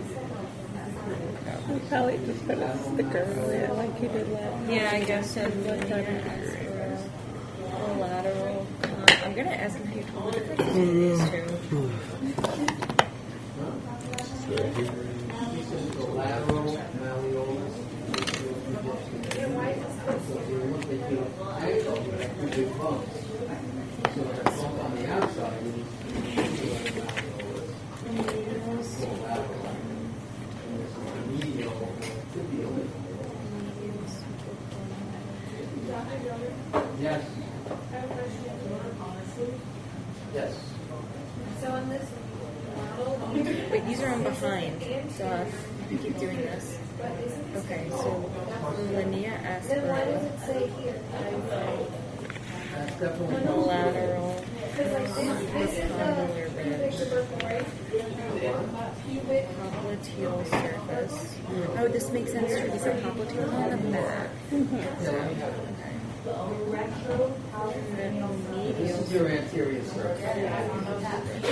This is posterior. So the pubic projection is this. And then pubic symphysis. Tubercle is the tubercle. Lesser trochanter, greater So this is the anterior surface. One's the lateral surface. Here's your thoracic cavity. That's the lateral. Oh yeah, good.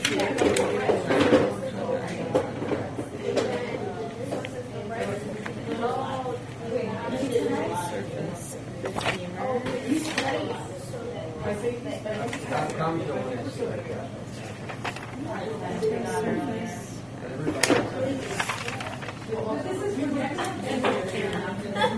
No, I want to check. I'm going to ask you to try to, I'm going to try to give you something. Just because like, yeah. Like, now, if they mention this, maybe Right. This is the posterior. Right. Who's gonna hold here?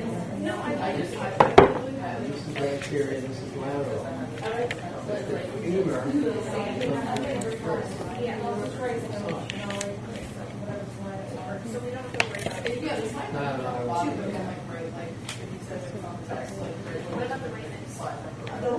Ramus is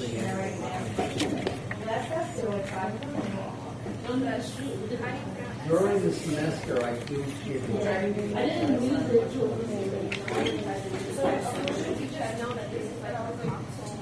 No, you have to know these 4 points here, here, and here. You have to know those 4 points. You have to know if this is the breast, you have to know this is the fossa, the fossa. You have to know that the acetabulum combination, see the lines here? So this is all ilium, this is ischium, and this is fibula. So you have to be able to know this is the essence of the scoliosis. Here, look it up here. See the demarcation?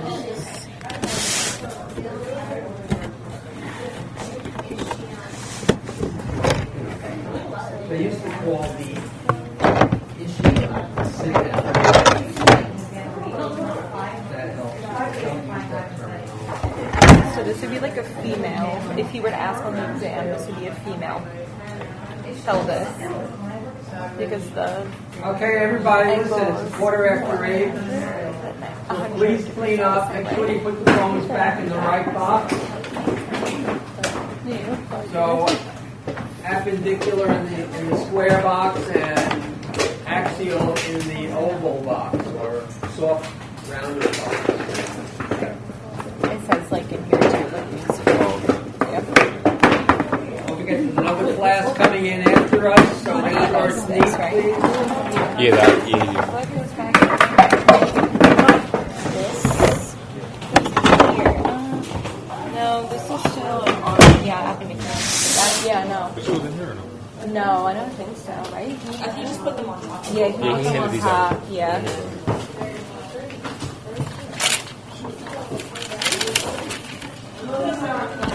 So he's just going to ask us to identify? I thought he was going to ask the parts of those. Okay. So I like, Because this is the cervical one. yeah, those they also have in the model box.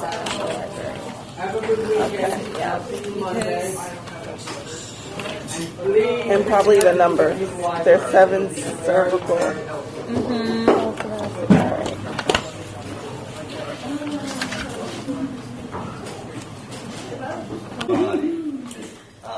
What do you think is the most mobile joint? Which has the greatest range of motion? Which joint? Shoulder. It's also the most unstable joint. It's easy to dislocate your shoulder. How many people have dislocated their shoulder? Raise your hand. No one? Okay. It's yet to come. No, it's not inevitable. It's not inevitable. Are we skipping chapter? Yeah, we're skipping 7 and 8. This chapter is not going to be on the exam. So it's going to be 4, 5, and 6. It's going to be yeah, on Monday.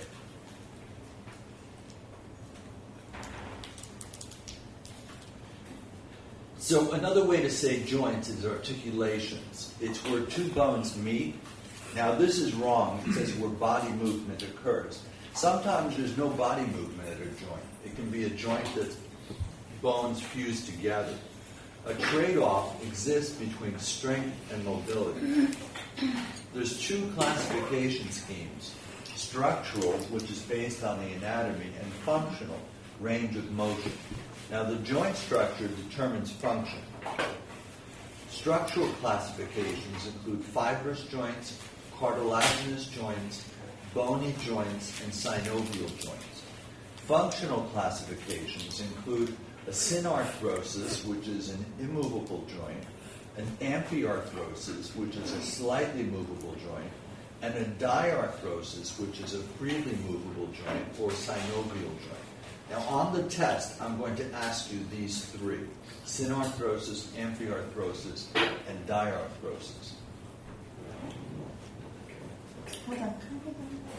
Sorry. Synarthrosis, amphiarthrosis, and diarthrosis. Synarthrosis is an immovable joint. Amphiarthrosis is a slightly movable joint. And diarthrosis is a freely movable joint. Synarthrosis is an immovable joint. It's very strong. The edges of bones may touch together or interlock. It can be fibrous or cartilaginous. There's 4 types of synarthrotic joints: sutures, like in the skull; gomphosis, like in the teeth; synchondrosis. I forget what synchondrosis is. I have to look that one up. Synostosis is a fusion of bones. Like your forehead, your frontal bone during uterine development, during fetal development, fuses together into one bone.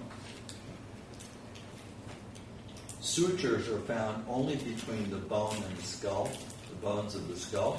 The edges of the bones interlock like a zipper. It's bound by dense fibrous connective tissue. Gomphosis binds teeth to bony sockets. It's a fibrous connection, a periodontal ligament. Synarthrosis, another one is synchondrosis. It's rigid cartilaginous bridge between two bones. They're found in the vertebral sternal ribs and the sternum, and the epiphyseal cartilage of growing bones. The growth plate, the epiphyseal cartilage, I can't say that word, is the growth plate. Synostosis is created when two bones fuse. For example, the metopic suture of the frontal bone, where they come together with two sides of the frontal bone and they fuse together. The epiphyseal line of mature long bones, that's the epiphyseal cartilage that's been replaced by bone around 17, 18 years old. Amphiarthrosis is more movable than a synarthrosis. It's stronger than a diarthrosis. It may be fibrous or cartilaginous. There's two types of amphiarthroses. Syndesmosis is bones connected by a ligament. Symphysis is bones connected by fibrocartilage. Are these terms starting to sound the same? Do you notice that? Synarthrosis, syndesmosis, symphysis. It's a little confusing, but you'll need to know it for the test. So, one thing about a syndesmosis, an example is the interosseous membrane. It's a sheet-like ligament between the radius and the ulna and the tibia and the fibula. It's like a sheet that connects the two bones together, the interosseous membrane. Synovial joints are called diarthroses. They're freely movable joints. They're at the end of long bones. They're surrounded by a joint capsule, an articular capsule. They contain a synovial membrane and synovial fluid that comes from the synovial membrane. That fluid fills the joint cavity, and it's made of hyaluronic acid, the stuff they put in makeup, hyaluronic acid, and the artificial knee fluid that they put into the knees when someone has arthritis, hyaluronic acid. Articular cartilage covers the articulating surfaces. They're the end of the bones that have cartilage on them, and it prevents direct contact between the bones. So they slide one bone on the other with the articular cartilage. So this is a synovial joint or diarthrotic joint. This is the joint capsule. This is the synovial membrane in red. This is the synovial fluid, the joint cavity.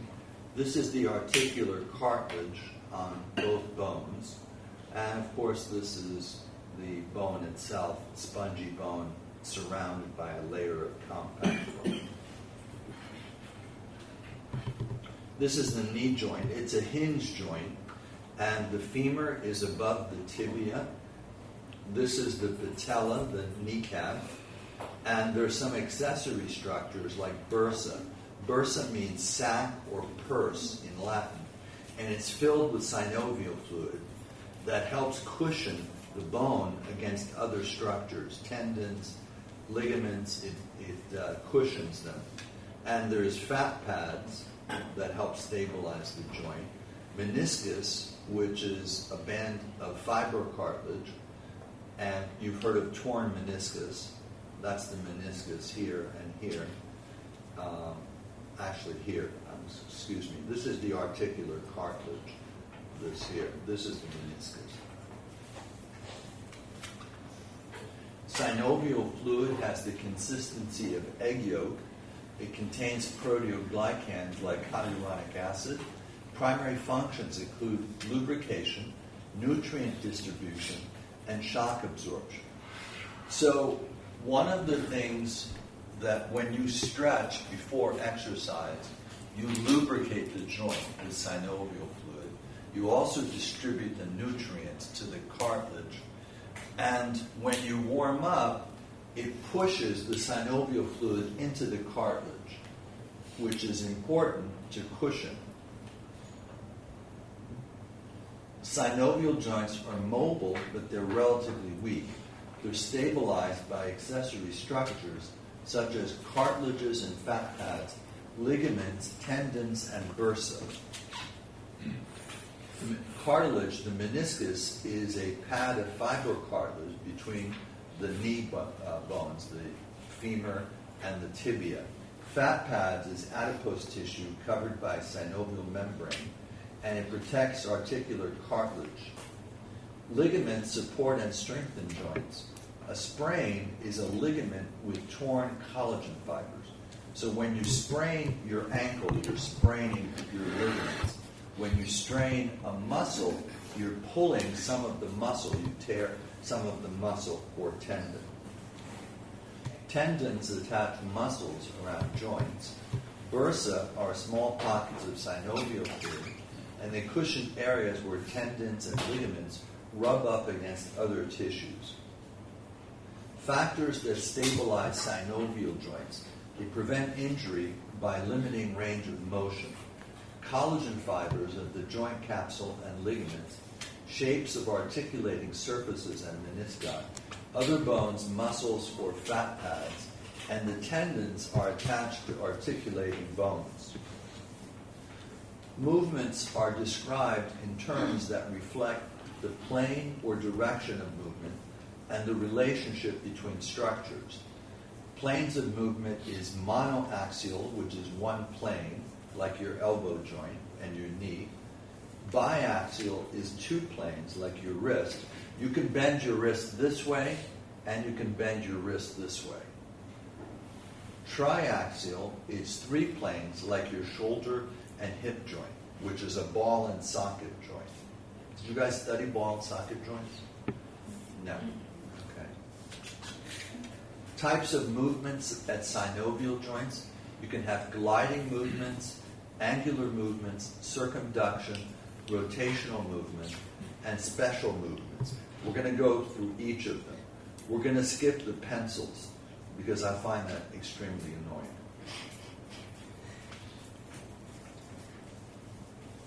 So gliding movement is when two flat bones slide past each other. Examples are between the carpal bones. Where do you find the carpal bones? In the wrist, right. Where do you find the tarsal bones? In the foot, right. Angular movement, flexion and extension are movements in the anterior and posterior plane. Flexion is when you decrease an angle between articulating bones. Extension, you increase the angle between articulating bones. Hyperextension is extension past the anatomical position. So this is an example of flexion at the elbow. You're decreasing the angle between the forearm and the chest. This is flexion of the head. You're decreasing the angle between the head and chest. This is flexion of the thigh. You're decreasing the angle between the thigh and the abdomen. Extension, you're increasing the angle of the joint. Hyperextension, you're extending beyond the anatomical position. Angular movement, more, abduction and adduction are movements in the frontal plane.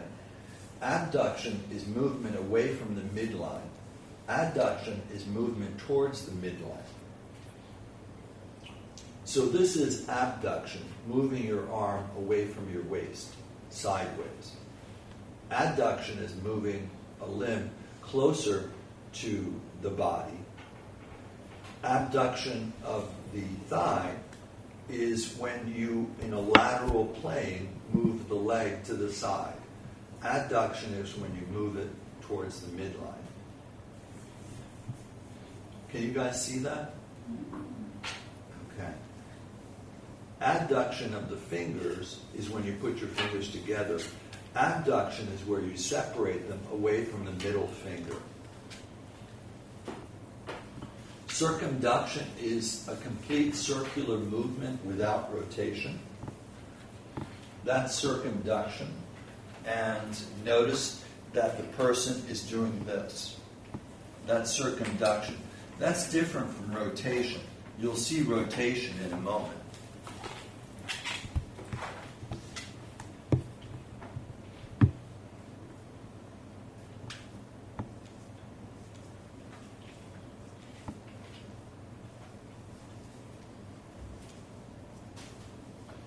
Rotational movement is rotation in reference to an anatomical position.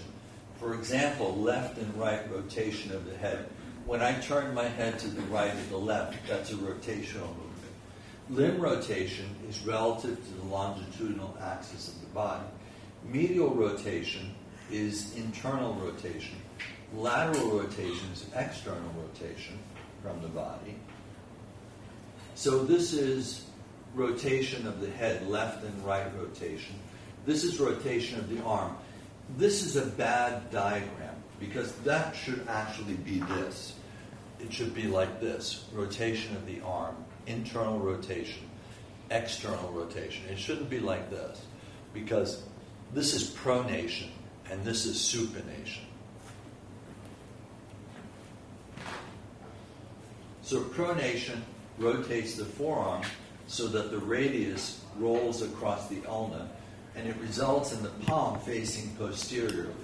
Supination turns the palm anterior, and the forearm is supinated in the anatomical position. So here is supination, here is pronation.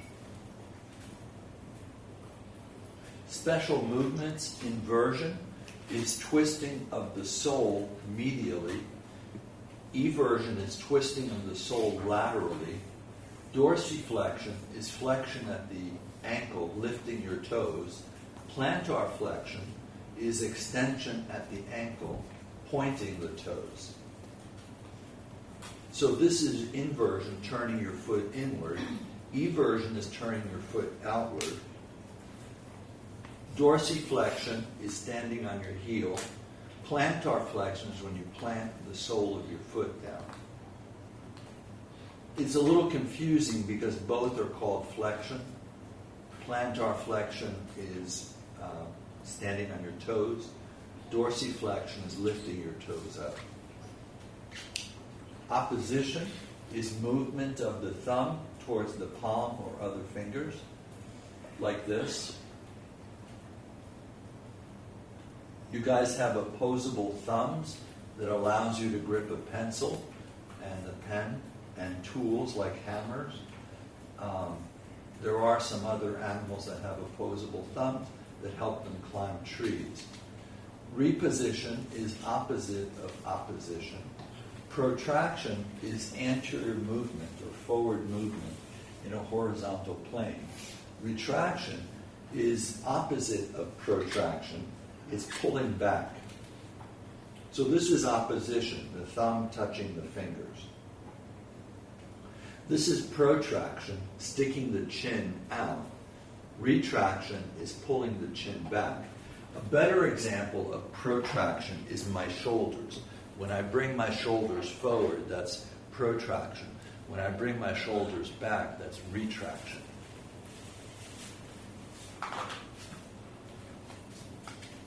Special movements, depression is moving a structure inferiorly or down.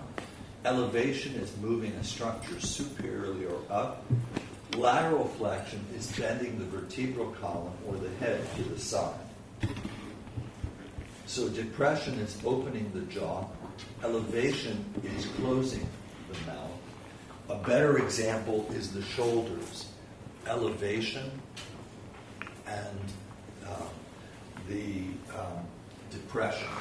Elevation is the shoulders up. Depression is the shoulders down. Lateral flexion occurs at the head, or it could occur at the torso. Classification of synovial joints. You have plane joints, which are gliding, hinge joints like your knee and elbow, condylar joints, saddle joints, pivot joints, and ball and socket joints. Plane joint, a gliding joint, is flattened or slightly curved surfaces, and it has limited motion, non-axial. Hinge joint has angular motion in a single plane, monoaxial. Condylar joint, I'm going to skip. So plane joint exists between the wrist bones.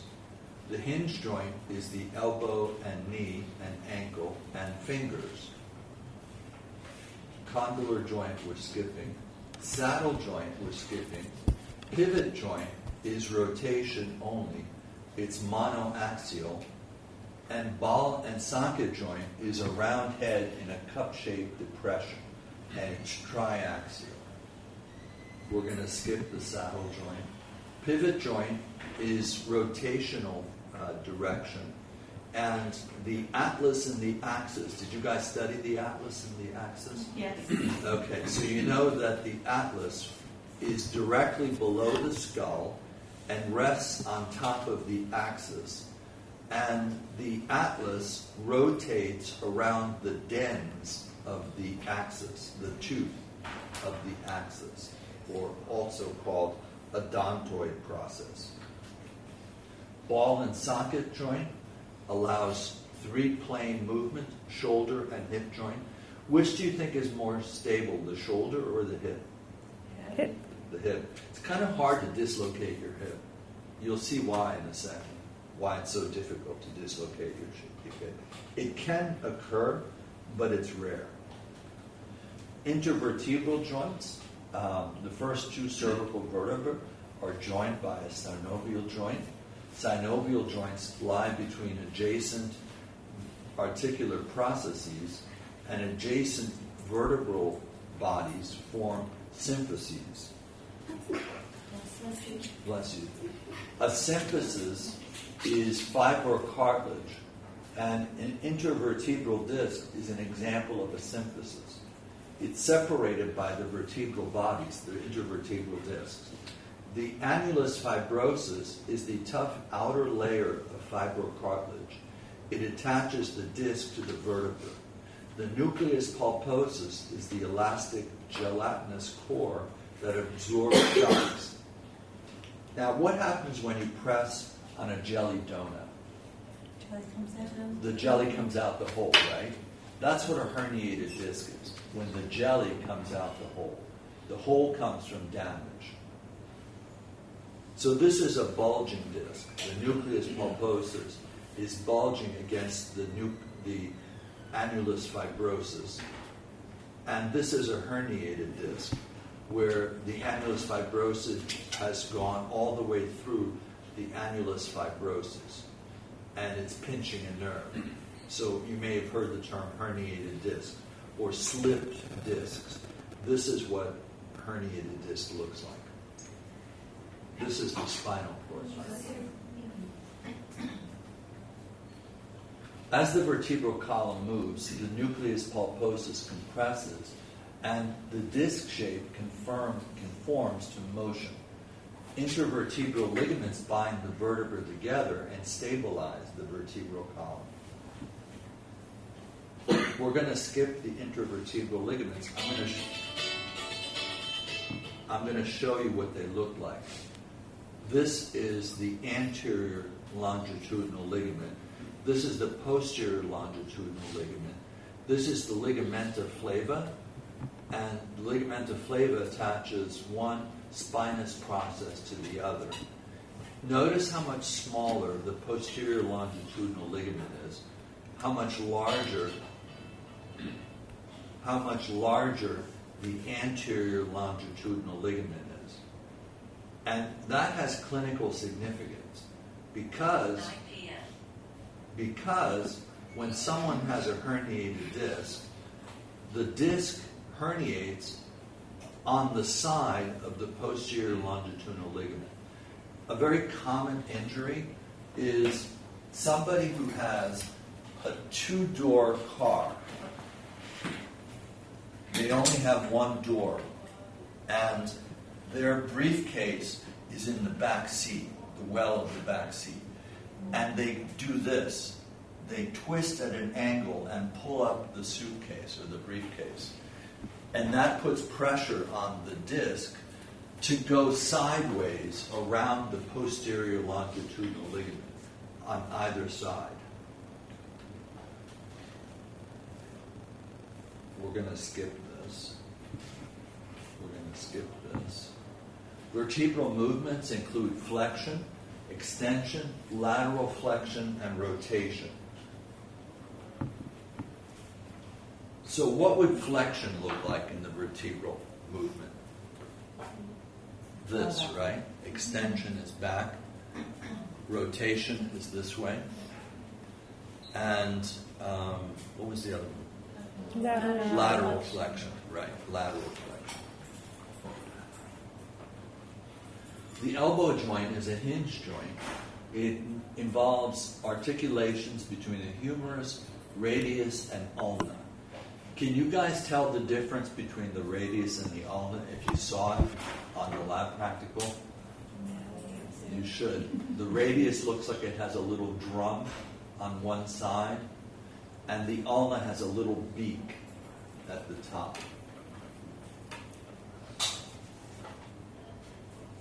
Joints of the elbow we're going to skip.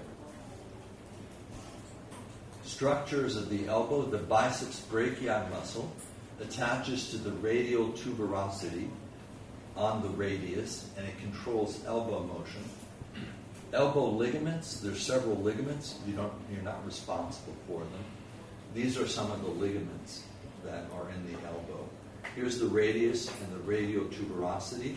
That's where your biceps muscle attaches to, the radial tuberosity. These are some of the ligaments. You don't need to know them. I don't know them. The knee joint is a complex hinge joint. It transfers weight from the femur to the tibia. Now, understand that the tibia holds the weight of the femur. The fibula doesn't hold any weight. It's a bone that anchors muscles, but it's not actually part of the knee joint. It's below the knee joint. Hold on one second, let me just text them. No, I'm going to ignore it. Sorry about that. Let me turn off my ringer.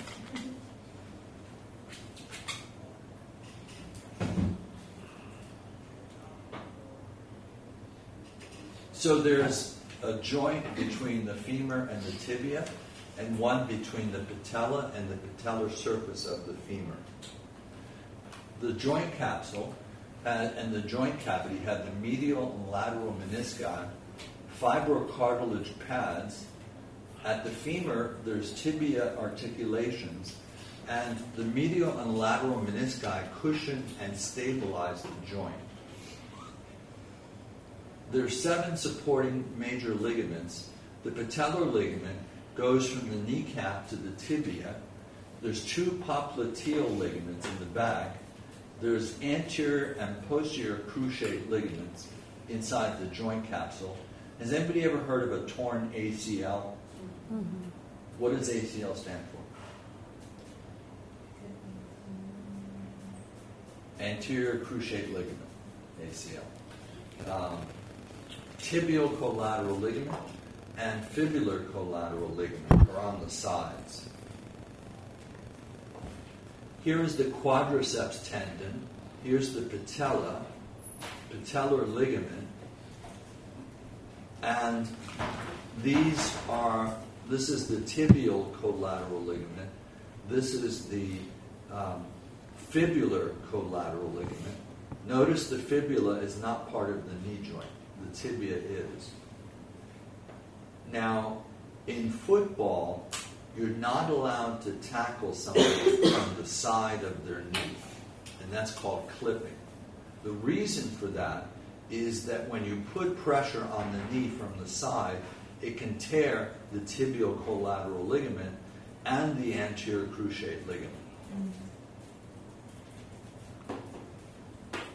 So here's the anterior cruciate ligament, posterior cruciate ligament. Why do you think it's called cruciate? It's not crucial. It is crucial, but that's not the reason. It forms a cross. Cruciate means cross. They cross each other. This is the menisci. This is the medial meniscus. This is the lateral meniscus. This is the fibular collateral ligament. And this is the tibial collateral ligament. These are the popliteal ligaments in the back. You're not responsible for those. This is the posterior cruciate ligament, the anterior cruciate ligament, the lateral meniscus, the medial meniscus. The shoulder joint is called the glenohumeral joint. It's a ball and socket diarthrosis.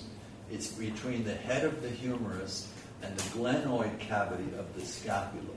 It has the greatest range of motion of any joint, and it's most frequently dislocated joint. It's supported by skeletal muscles, tendons, and ligaments. This is a dislocated shoulder. The shoulder, the humerus, is supposed to be up here, and it's slid off of the scapula. The glenoid labrum. Has anybody heard of a torn labrum? Pitchers can develop torn labrums. It's a rim of fibrocartilage that deepens the socket of the glenoid cavity. The acromion and coracoid process of the scapula. Did you guys study the scapula? Yes. And the coracoid process in the acromion? Yes. And they project laterally and superior to the humerus, and it helps stabilize the joint. Shoulder ligaments include all of those ligaments which will be on the test. No, they won't be on the test. I don't know those ligaments. Shoulder separation is partial or complete dislocation of the acromioclavicular ligament. Muscles of the rotator cuff are the sits muscles, S-I-T-S. Supraspinatus, you may have heard of a torn supraspinatus, infraspinatus, teres minor, and subscapularis, the sits muscles, make up the rotator cuff. And there are several bursa. So here's some of the ligaments. Here is the glenoid cavity here. And this is the subdeltoid bursa. The glenoid labrum. There's a labrum in the hip too, so that's why they call it the glenoid labrum. This is the inside, the glenoid cavity. The hip joint is between the head of the femur and the acetabulum of the hip bone. Did you guys study the acetabulum? Mm-hmm. Yes, okay, good. It's a strong ball and socket diarthrosis. What is a diarthrosis?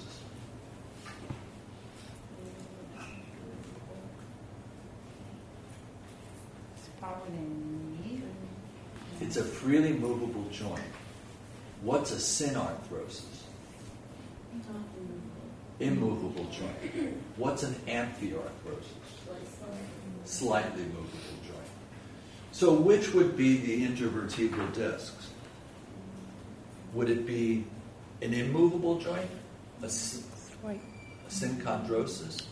Is it a freely movable joint? A synovial joint? No. It's an amphiarthrosis. There's some movement, but it's limited.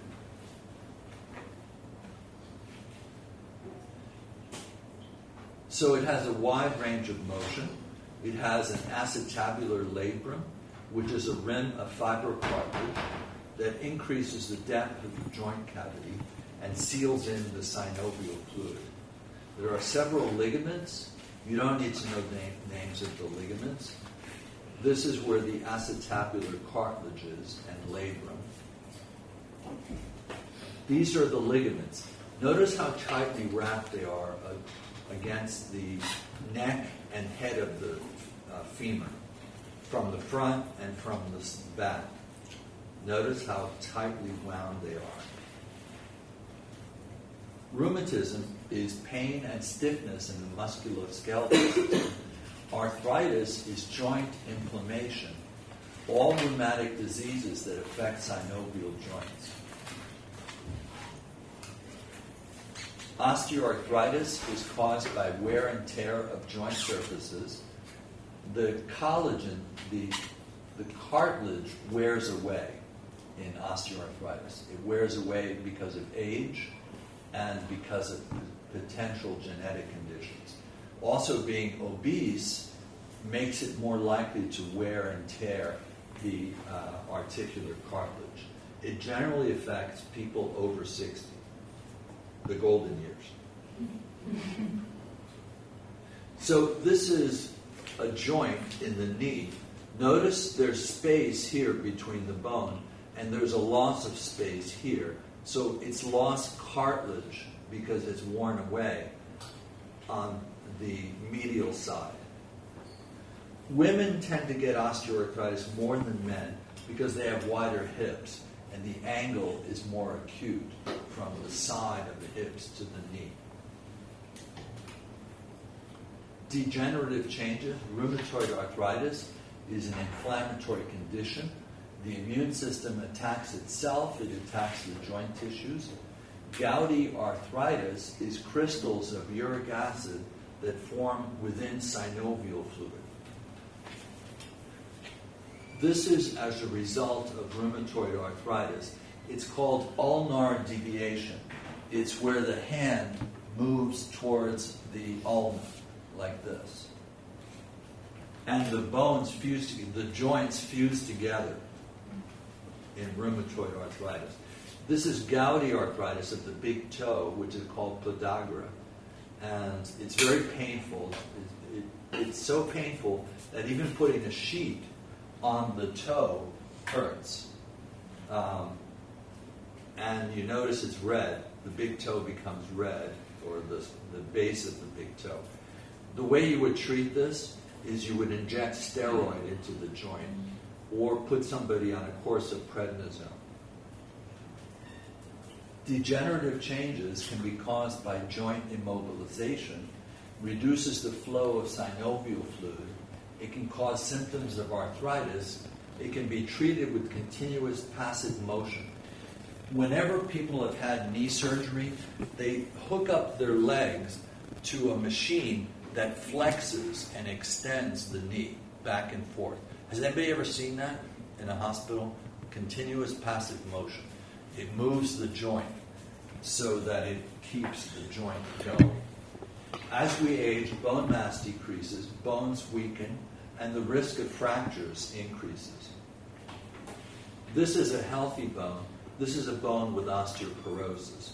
Notice how it's thinned out, the bone. Living bone undergoes remodeling that involves bone formation, osteoblasts, and bone recycling by osteoclasts.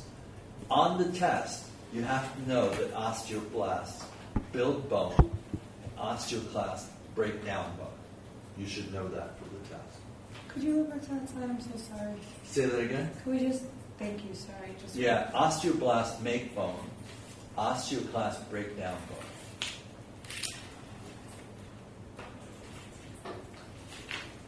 Osteoblasts are immature bone cells. Osteocytes are mature bone cells. Osteocytes are mature bone cells. Osteoblasts are immature bone cells.